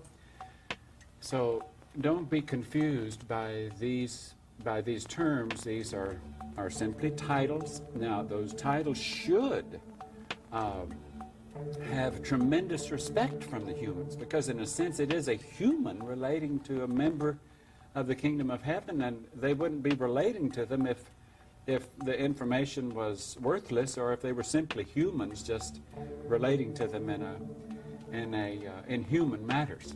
They're relating to them, trying to help them get mindful of the truth, the reality that the kingdom of heaven exists, and that they were made, that they're plants that were made by the kingdom of heaven, and if they follow the instruction and behavior from the kingdom of heaven, then they can learn to actually aspire to be members of the kingdom of heaven. But just to get those titles straight, now Jesus, in his relationship with his disciples, some of them called him Lord, and called him Rabbi, or called him Teacher, or called him Jesus. And from our point of view, I believe that probably from their reference point, that teacher was the most applicable term, and that Lord probably meant more in its original meaning as reference to a member of our Father's kingdom, or someone who is above you in the step of growth, the step of elevation, or closer to God. Even in kingdoms of humans' kingdoms, where they have a monarchy, or they have a king or a queen, and they use the term lords for people in a position of authority, and that have higher tasks in the structure of that kingdom government. And when in the Bible they use the terms kingdom, it's because the illustration of a king and a relationship of the subjects to the king and the hierarchy of authority in the kingdom of heaven is very like, or the illustration works, the analogy works. It's very like some of the structures that have been translated into the human kingdom as they had king and queen and subjects and lords and parliament houses and so forth. And we'll discuss a little bit more of that issue the further we go. Now, a very objective term that we have been given to try to understand it, that as far as I know, I don't know of a synonym in the translation of the Hebrew. Well, I take that back. There are synonyms both in the Hebrew and the Greek that relate to someone who has gone further on the ladder and getting closer to the Chief of Chiefs, or closer to our Father's kingdom, as older. And also, if they're members of our Father's kingdom, then we can put those together, and they're an older member. And we talk constantly about older members in relating as a point of reference from one member to another one, a younger member, an older member. And the same, because that's perfectly synonymous with son, father, grandfather. Younger member, older member, older member is older member. And the same way in the kingdom of heaven, as a kingdom with a king and subjects, the there is the subjects have a structure that could also be referred to in an analogy of families. Like in a partnership, there can be,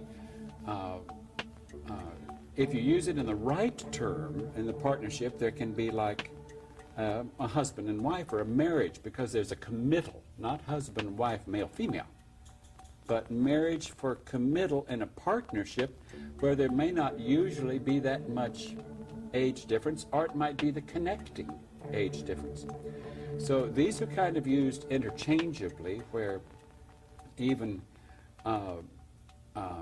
these students, for example, see me as an older member. I see them as younger members, and also a sense in the sense that they are committed to the kingdom of heaven and have to also accept the representative in that committal. They have only one representative. They don't have much choice.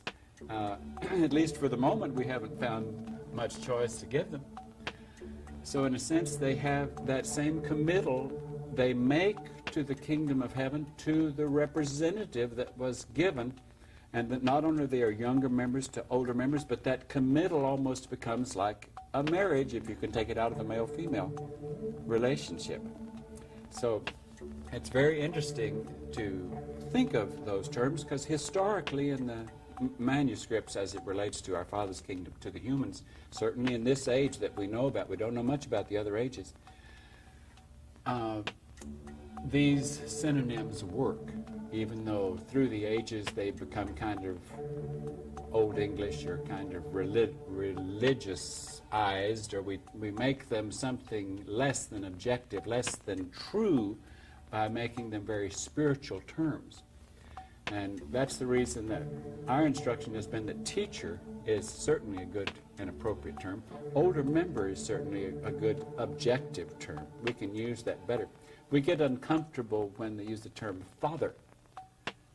Certainly if in speaking to me, even though I'm serving in that capacity, but they don't use that term in relating to me, because it gives me the jitters, because it kind of brings in the religiosity of that possible terminology, even though ever since we've begun these sessions, we're talking to you about our Heavenly Father. And even though I realize that T is my older member, in a sense synonymous with a father to me, since it's older member, and in a realistic sense, these are my children, because I have been, remember how you get birth into the kingdom of heaven? Babies come from adults from the, so if these are babies that have come from the human kingdom, entering the kingdom of heaven, and I am assigned the role of midwifing, then these are my children, I am their father. But I still get uncomfortable with it, and we don't use the term relating to me as father, certainly not Lord, certainly not God, certainly not Heavenly Father. We reserve that kind of terminology for those who are outside of human vehicles and in vehicles that would be the natural vehicle for our Father's kingdom. Okay, let's go to the was there more to that question, Chuck? Well, I might be wrong, but it seemed like you covered it. Okay. Song, what's next on our list? Well, talking about terms, there's lots of interpretations to the word sin. And I'm wondering if you could help us by giving us the real meaning of sin and if there's any validity to karma. Okay, you put me on the spot when you said, will you give it the real meaning of the word sin? I'll do the best that I can and hope that it's T that is feeding me, because I certainly trust the position that T happens to be in right now in her relationship with our older member. Sin. Sin, there, karma certainly is in this picture. Karma meaning a term that a lot of Eastern religions use, and we'll discuss that in a moment. But let's talk about sin. Sin is anything, any behavior, any act meaning a thought, any conduct, anything that I do that puts space between me and God, or between me and the kingdom of heaven, between me and the representative, between me and goodness.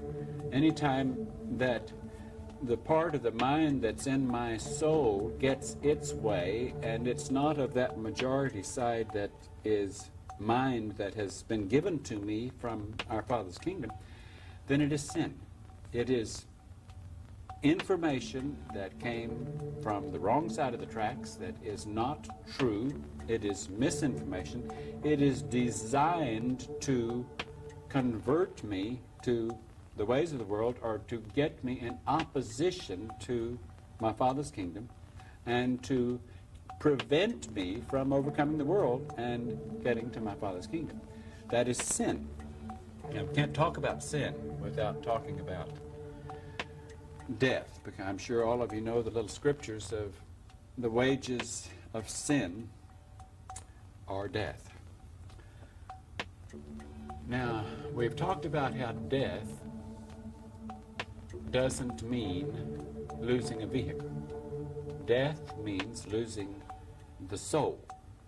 So if my soul shrinks and deteriorates and goes further and further and further away from the kingdom of heaven by each act of sin, or each act of the world, each act of misinformation that I do, then I'm getting closer and closer to death, because death is when that mind of God that was in my soul has shrunk so that our Father's kingdom would judge it non-redeemable.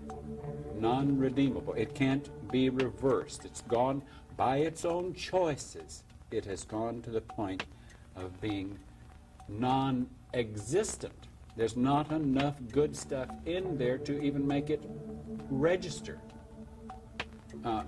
Now, let's be sure that we understand that certainly in the position and the task that we're involved in, we don't do any judging. And who would be in a position like that? But it's very important that you as a possible student understand how behavior adds up. Now, before we go any further with that, let's skip to this Eastern idea of karma, and the idea that I have to pay for, and it's not just the Eastern idea of karma. The truth as it relates to us in the manuscripts is that we pay for our sin. And the wages of sin are death. So if I continue in the path of sin, I'm going to lose my soul. I'm going to reach death. Now, in a sense, each act of sin that I do, it's going to take hard work and labor to recover from. I mean, if I become an alcoholic, it becomes labor to rise above, really rise above alcoholism. And that's just using that as an example of anything that I would overcome in the process of getting out of the sin that I got into.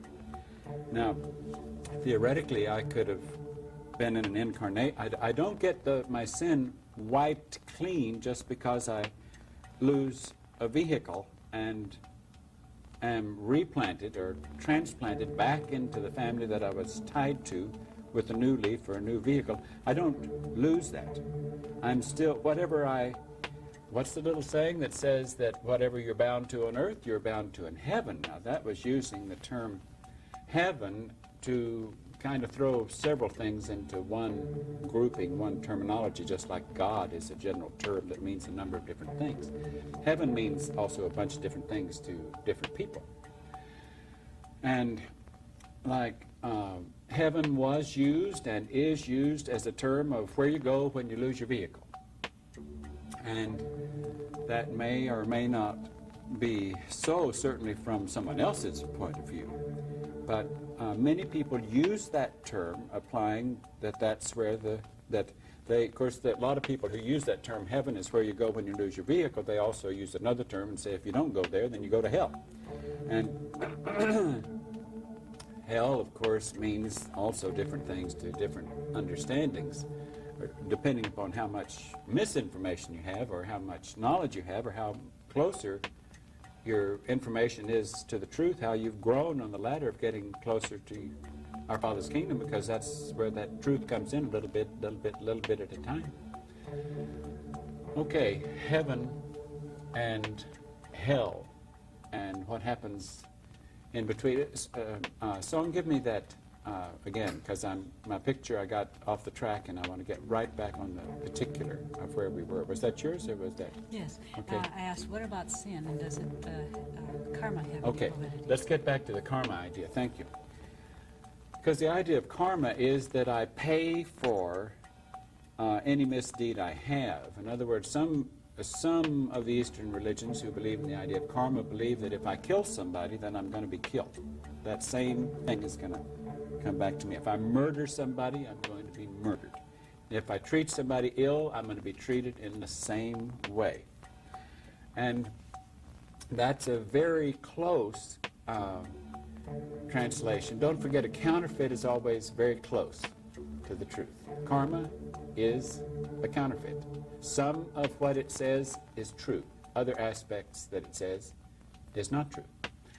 In our Father's kingdom, where it becomes untrue is that in our Father's kingdom, our Father can send a representative to accelerate your possibilities of getting closer to the kingdom of heaven. And that representative, or that individual from that kingdom, when they involve themselves in your task of overcoming and they assist you in that, they can, from an Eastern point of view, or the karma point of view, they can take your karma. Now, from our Father's house interpretation of that same idea, it's I can take your sin. I can relieve you of your sin. When Jesus said to his disciples that if you truly ask forgiveness, then I'll take it out. I'll take your case to my Father. I'll represent you to my Father. I'll see what my Father says. And if my Father says it's okay, you were truly sorry that you did it, and you want a fresh start, and you want to start over again, then who am I to say? Because I'll certainly give you that chance to start over again. And in a sense, then you would not pay for the sin that you did if you have someone who can take that from you. Now, it has to be a representative of our Father's kingdom, as Jesus was, who can take that from you and take it on themselves. In other words, it was a debt that you had. You did a bunch of wrongs, and they add up. The total keeps, every time you do behavior against our Father's kingdom, starts totaling up on a column. And the column can get pretty big. It can get pretty terrible. And if you had to pay them off, I don't know how many ages it would take for you to get them all paid off. But this is also where time shortened comes in, and where as our Father's kingdom relates to some who are overcoming the world, that debt gets relieved, or it gets dismissed. But not altogether, according to the rules that existed in a number of stages of this particular earth age. Now, what I mean, it didn't get relieved altogether. And here's where Christians traditionally, theologically, interpret that Jesus paid it all for you. And by his blood were ye redeemed.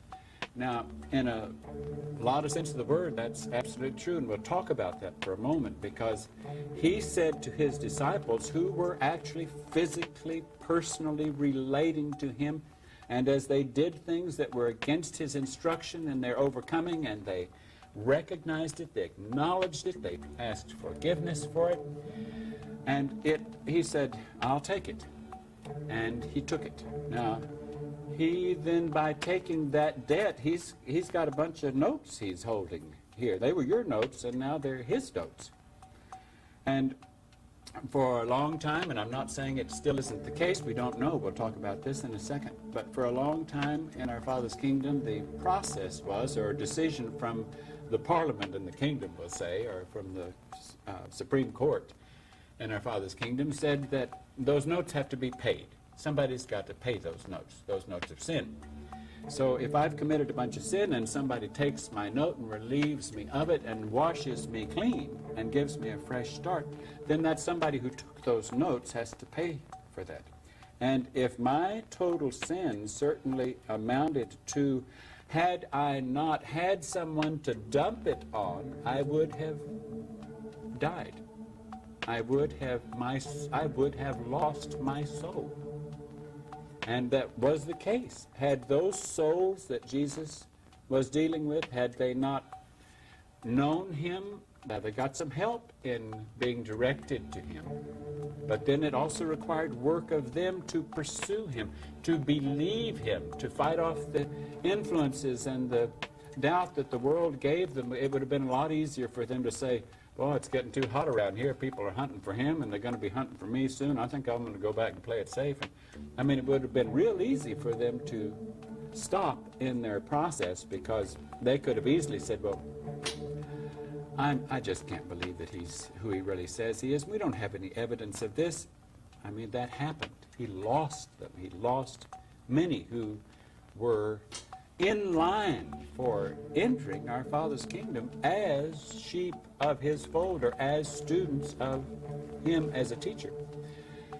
Now, if we'll go back to where we were, if death is the wages of sin, and these who came to him, they brought their tally to him, he took their pink slips or their notes of indebtedness, and then he had to pay for it in death. Now, and he did.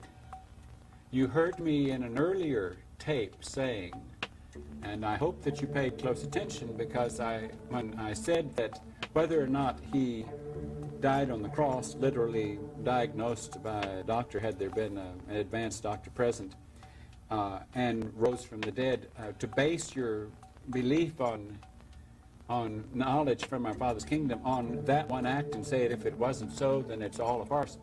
And we said, that's ridiculous. We also said that it didn't matter to us whether that act was staged symbolically or whether it was real. And it didn't. But here's another possibility, that the act could have been very real had the law still been on the books in the Supreme Court as it was handed down, that those debts had to be paid. And if their debts equaled death, then it could also mean that since Jesus took them on, the only way he could pay them is to go through having the sinners, those who are adding up their own tally of the same sins, be those who then initiate that debt. In other words, they are then used to pay the debt for those that were students, those who gave their debt to him, and where he wiped them clean, and he was willing to do that. Now, our Father's kingdom is alive and well, and Parliament is still in session. It has not ended. It still makes decisions, and it still relates to the Chief of Chiefs. The kingdom exists. The king is still on his throne. The whole thing works. As to whether or not that same parallel would have to be drawn today if a representative took those sins and are those notes of owed debt of sin, whether they would tally death, we don't know. Or whether the law has come down in specific cases, because it's always a specific case. And it's not prejudged in that respect. Well, it is prejudged unless it has been changed. But anytime that something tests it, then you go and check the books, and you see if that's still what's on the books. And if it's what's on the books, then that's what happens. We don't know what's on the books today. We don't know, for example, if that kind of thing would have to happen to this vehicle. If I would have to lose it in that way because of my relationship with these students, or what would happen to their vehicles as they relate to you if you continue in the direction that you're going and they continue in the direction of possibly serving as older member or teacher as they relate to you. This requires that you travel fast, doesn't it? We don't know what's on the books, and we don't guess it. We are not, as we have said before, we are not in any martyr trip. We don't like that. It's unnatural. It should not be. It was not designed for anyone to like martyrdom or to think that they got spiritual elevation by it, which could be a mistranslation or counterfeit information of what happened at a death which paid a debt, and then therefore freed the one who paid it and went on up. And it's true, as people say, Jesus didn't owe that debt. It wasn't his. Those sins weren't his. Even though at one time he had gone through that same process that they were going through a long time ago. Because that's the way, don't forget, that children get into our Father's kingdom. And certainly Jesus was one who got into our Father's kingdom. Now, exactly what the lesson plans were and the particulars about graduation at the time that Jesus graduated into our Father's kingdom from a human kingdom or a human kingdom equivalent, we don't know that because we don't have that information available to us. The possibility exists, theoretically if not realistically. Don't forget that we've also talked about how every individual on this planet in this age could have been a created individual instead of one born of sin. I'm afraid that's true. That is sin. That is a condition that was brought to them from a kingdom below. It was an animal condition. It was not intended for human, even though human was designed to have the capability of doing that act, and they have the option to do it. But they have to look away from their relationship of the one assigned to them by the kingdom of heaven in order to participate in that act. Now, the reason I'm bringing that back up is because Jesus could have graduated in a class or from an age where that didn't happen. Whether that's only theoretical and did or did not take place is unimportant. The fact is that the kingdom of man, the kingdom of human, is designed to go both ways. And by choice, in this age that we know from our history books primarily being the one history book that most of the public questions the most as to whether or not it's an authentic history book. The one that does actually tell about God's, our Heavenly Father's, our Creator's relationship with man is the one that the deceived question, or the deceived, yes, question the most as to whether or not it is an authentic record, or if it is some spiritual documents or legends. And yet, it is the only record that of events. I'm not saying that there's a lot in there that you could quibble over whether or not this little, well, for example, punctuation, that means a lot in your understanding of things. And yet, for the most part, the biblical scriptures had no punctuation, so you didn't know where sentences ended and the next one began, and it could have a lot of different meanings. So how much of it that man, because of misinformation, since that's where Satan camped the most to give information from those who were the rightful heirs of our Father's kingdom, it's pretty sticky, doesn't it? Okay, we might have gone enough on that course to have you understand that, but it is so important to understand that our Father's kingdom is alive and well.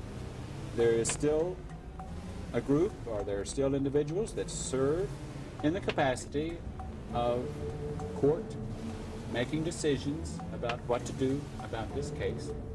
Sin still adds up and can add up to such a great total that there's not enough of our Father's mind left in there to account for anything. It's impossible for it to be salvaged. And therefore, even at that point, then it becomes a positive because it is recycled. No child of God is lost. And make no doubt about that. But our Father's kingdom has the right to do that, to recycle what has become so poor. I mean, that's what's going to happen. Now, I don't want to sound like the prophet, but here at the end of the age, this is what becomes such an important issue, is because things get very critical at the end of the age. And I know I'm going to throw my teleprompters here off by skipping to that for a moment, but you know, humans could say, well, this all sounds good and well, but I don't see any evidence, and I could go to the history books and I can't see that this is really... No, because there are no manuscripts of what happened specifically at the end of the last age. Therefore, great swarms of members of our Father's kingdom, plus from the counterfeit kingdom, could come in at the end of the age and take their part of the harvest of whatever was, in a sense, matched with them because of what the soul had become at that point. And Lucy's kingdom wants souls. He wants them more than our Father's kingdom. That's kind of hard to understand. Because Lucy's kingdom needs them. I mean, he needs them desperately as he works against our Father's kingdom. Our Father's kingdom wants them because they are his creation, that he wants to be able to have them receive the inheritance of sonship in his kingdom. But believe it or not, our Father's kingdom does not need those souls. Our Father's kingdom can get along fine without them. He's not out recruiting them because he needs them for an army to work against Satan. Nope. Different altogether. Our Father's kingdom does not need them. Our Father's kingdom is all sufficient. All for our sake. All involved in being a benefactor. All involved in trying to help those with potential receive their potential. Not concerned with building an army. I mean, it's certainly true that our Father is so pleased and excited, and nothing could make him happier than to have graduates into his kingdom, new children, new grandchildren, great-great-great-great-great-grandchildren, if you talk in a relationship to the Creator. And it's important that we understand that. Check what's next on our list. Now, would you like to talk about the domesticated animal's relationship to human, and is that a useful parallel? Well, I'm glad you brought that up, because I think that we should discuss that, and this is going to test some others, because we'll have to use terminology that you might have been taught by certain traditional backgrounds to be turned off about. And we have discussed this slightly, and I'm afraid we can't discuss this without also discussing the appropriate usage of terms like creation and evolution.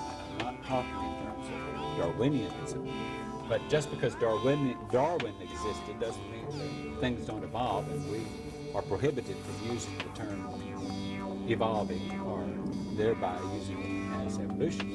Our Father's kingdom has designed a lot of things within the framework of his creation that evolves.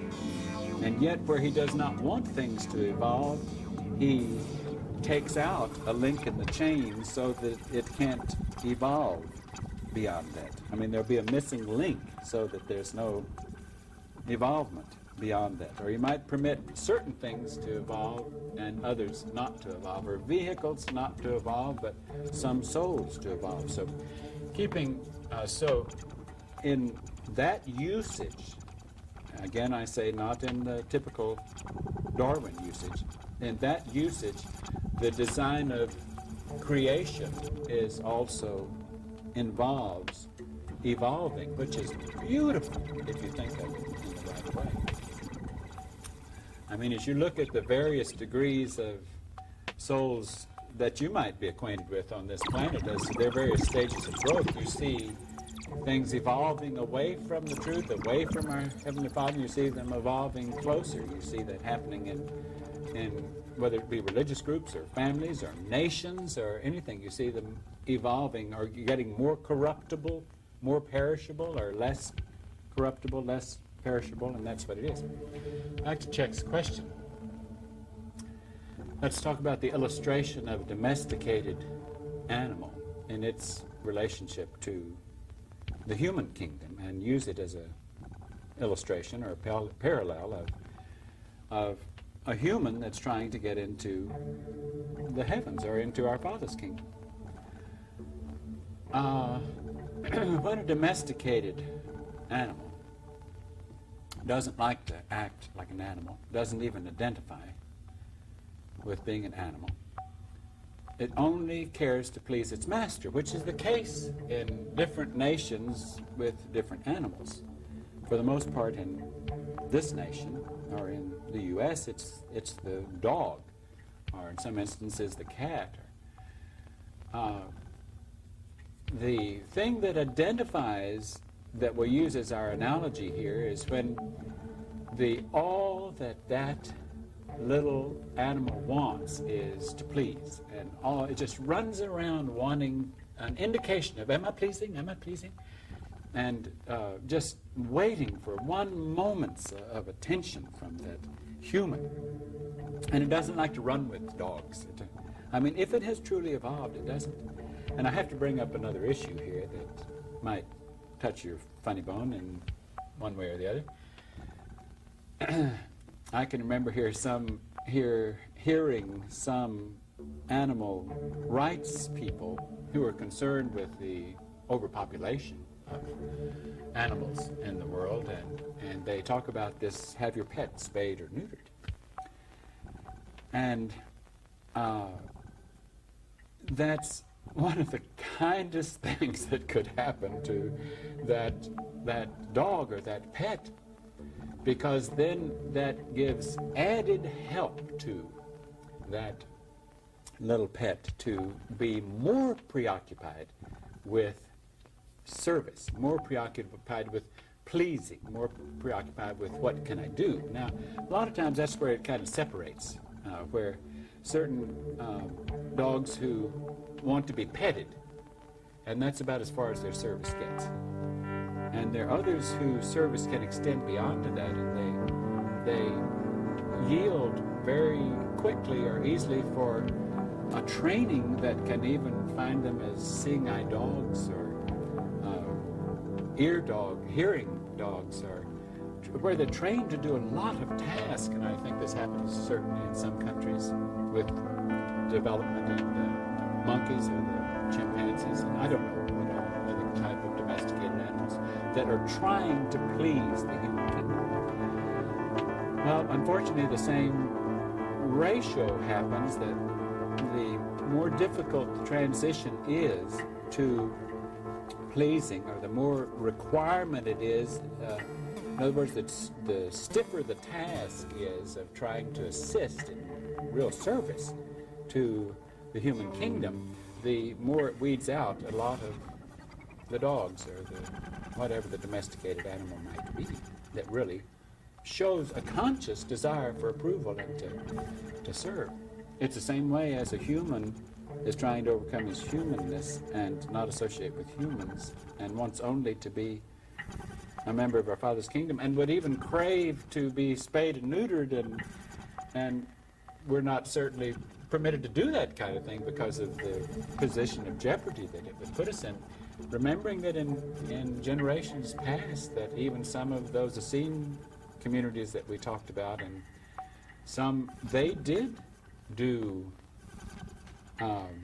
neutering of their sexuality in order to get closer to their Heavenly Father. And Jesus certainly knew of that when he gave the little illustration of some become eunuchs because for the sake of the kingdom of heaven, some become eunuchs because others have made them eunuchs, some make themselves eunuchs in order to serve the kingdom of heaven. So if you read that carefully within its context, you see how that exists. There's a very strong parallel. Now at this point we have to switch into another gear as we talk about this domesticated relationship of the animal to the human, or the human to our Father's kingdom. And we have to talk more in terms of soul than a vehicle. Because if you just understand that the most likely scenario, or the most likely, I'm not saying this is true, and we don't teach it as truth, we have examined it because it was given to us to examine, and it seems likely, and we certainly wouldn't be disturbed if that's the way it happens. But that the soul of a domesticated animal that wanted only to please and was willing to go to X step, that at some point they received their reward and got to move in as beginners in the human kingdom. And we don't know what all the rules were as to who got to move into the human kingdom and who got to move, what souls got to move into the human kingdom. At that point, then really this thing that we call soul and identify as a package for mind that comes from two sources, even the rightful application of the word soul comes into existence at the first time. Needless to say, the dog wasn't able to talk to his neighbor dog about his soul. That wasn't in his vocabulary. Only upon reaching into the human kingdom does even that word processor become a part of his potential and to his brain and his understanding. So in that sense of the word, then soul began in the human kingdom. Though there was still something that could have certainly come from that devoted creature, that life force that wanted to move up, that wanted not to be like the other creatures in its kingdom, but wanted to associate with that kingdom. And it helps you get this picture if you can accept that illustration. Whether the illustration is that accurate or not is relatively unimportant, though it seems likely that it might be. Okay, I was going to go to a later question, but I think for the moment, we'll stick to our pattern here. Was that Czech's question? Okay, Song, what's next on your list? I wondered if you wanted to go back to the topic we were discussing at the end of the last tape on possessions and indebtedness and charge cards, and perhaps not leaving a mess behind. Well, we have to, because we just barely got started on that, and that's such an important issue. I'm trying to recall, since we have made session 6 and 7, wasn't it, or 7 and 8? 7 and 8. We've made 7 and 8 twice, and it's hard to be clear as to how much was made. And you know, I've got to stop here and remind you that that makes it hard for me.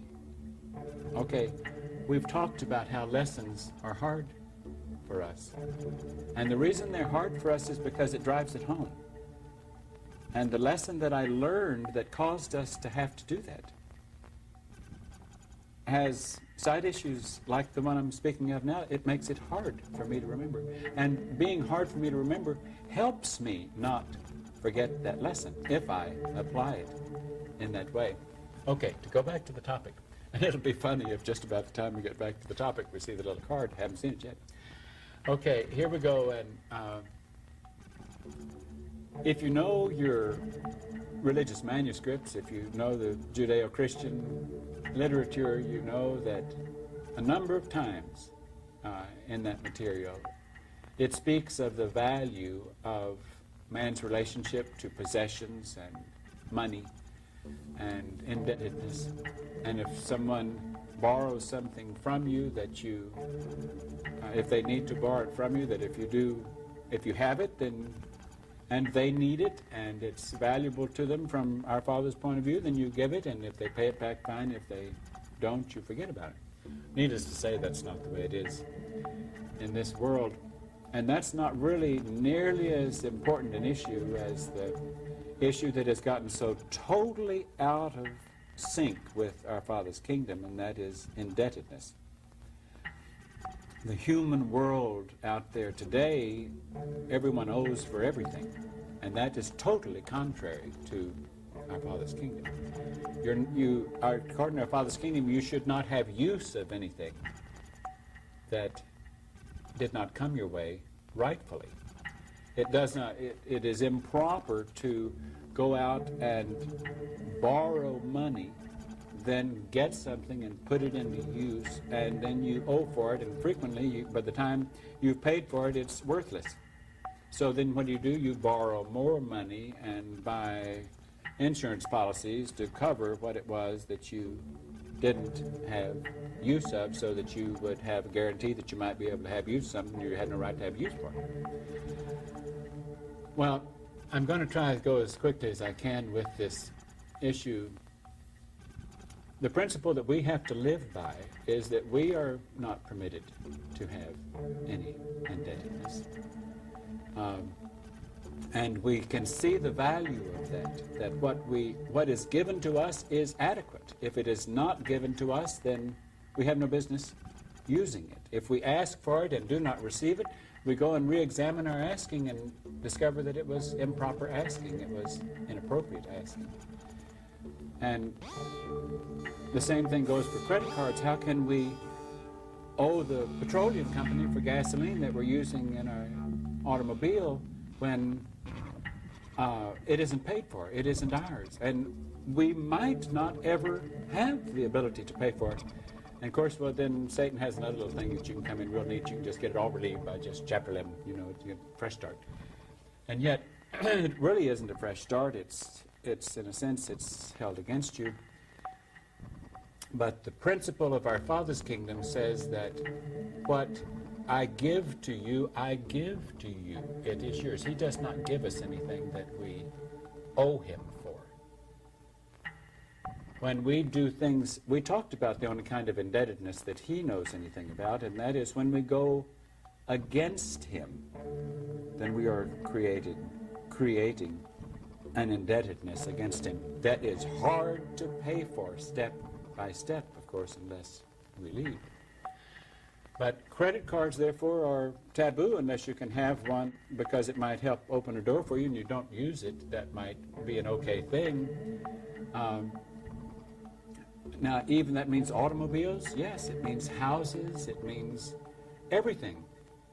And we've got to cover this issue more because there's that sign that 10 seconds just went up. And we'll start here next time and see how far we can go.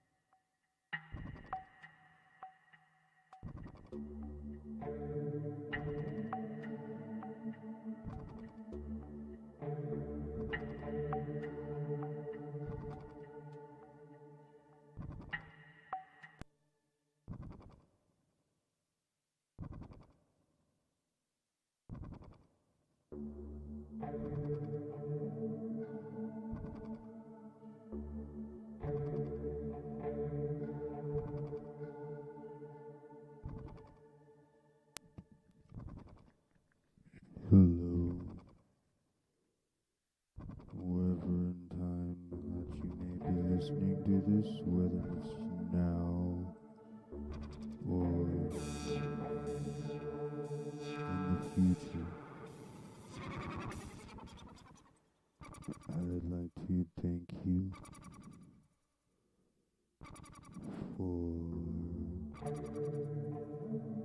your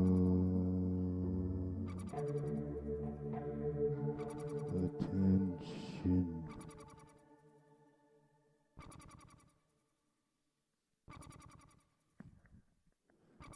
This has been a live remote brainwave manipulation session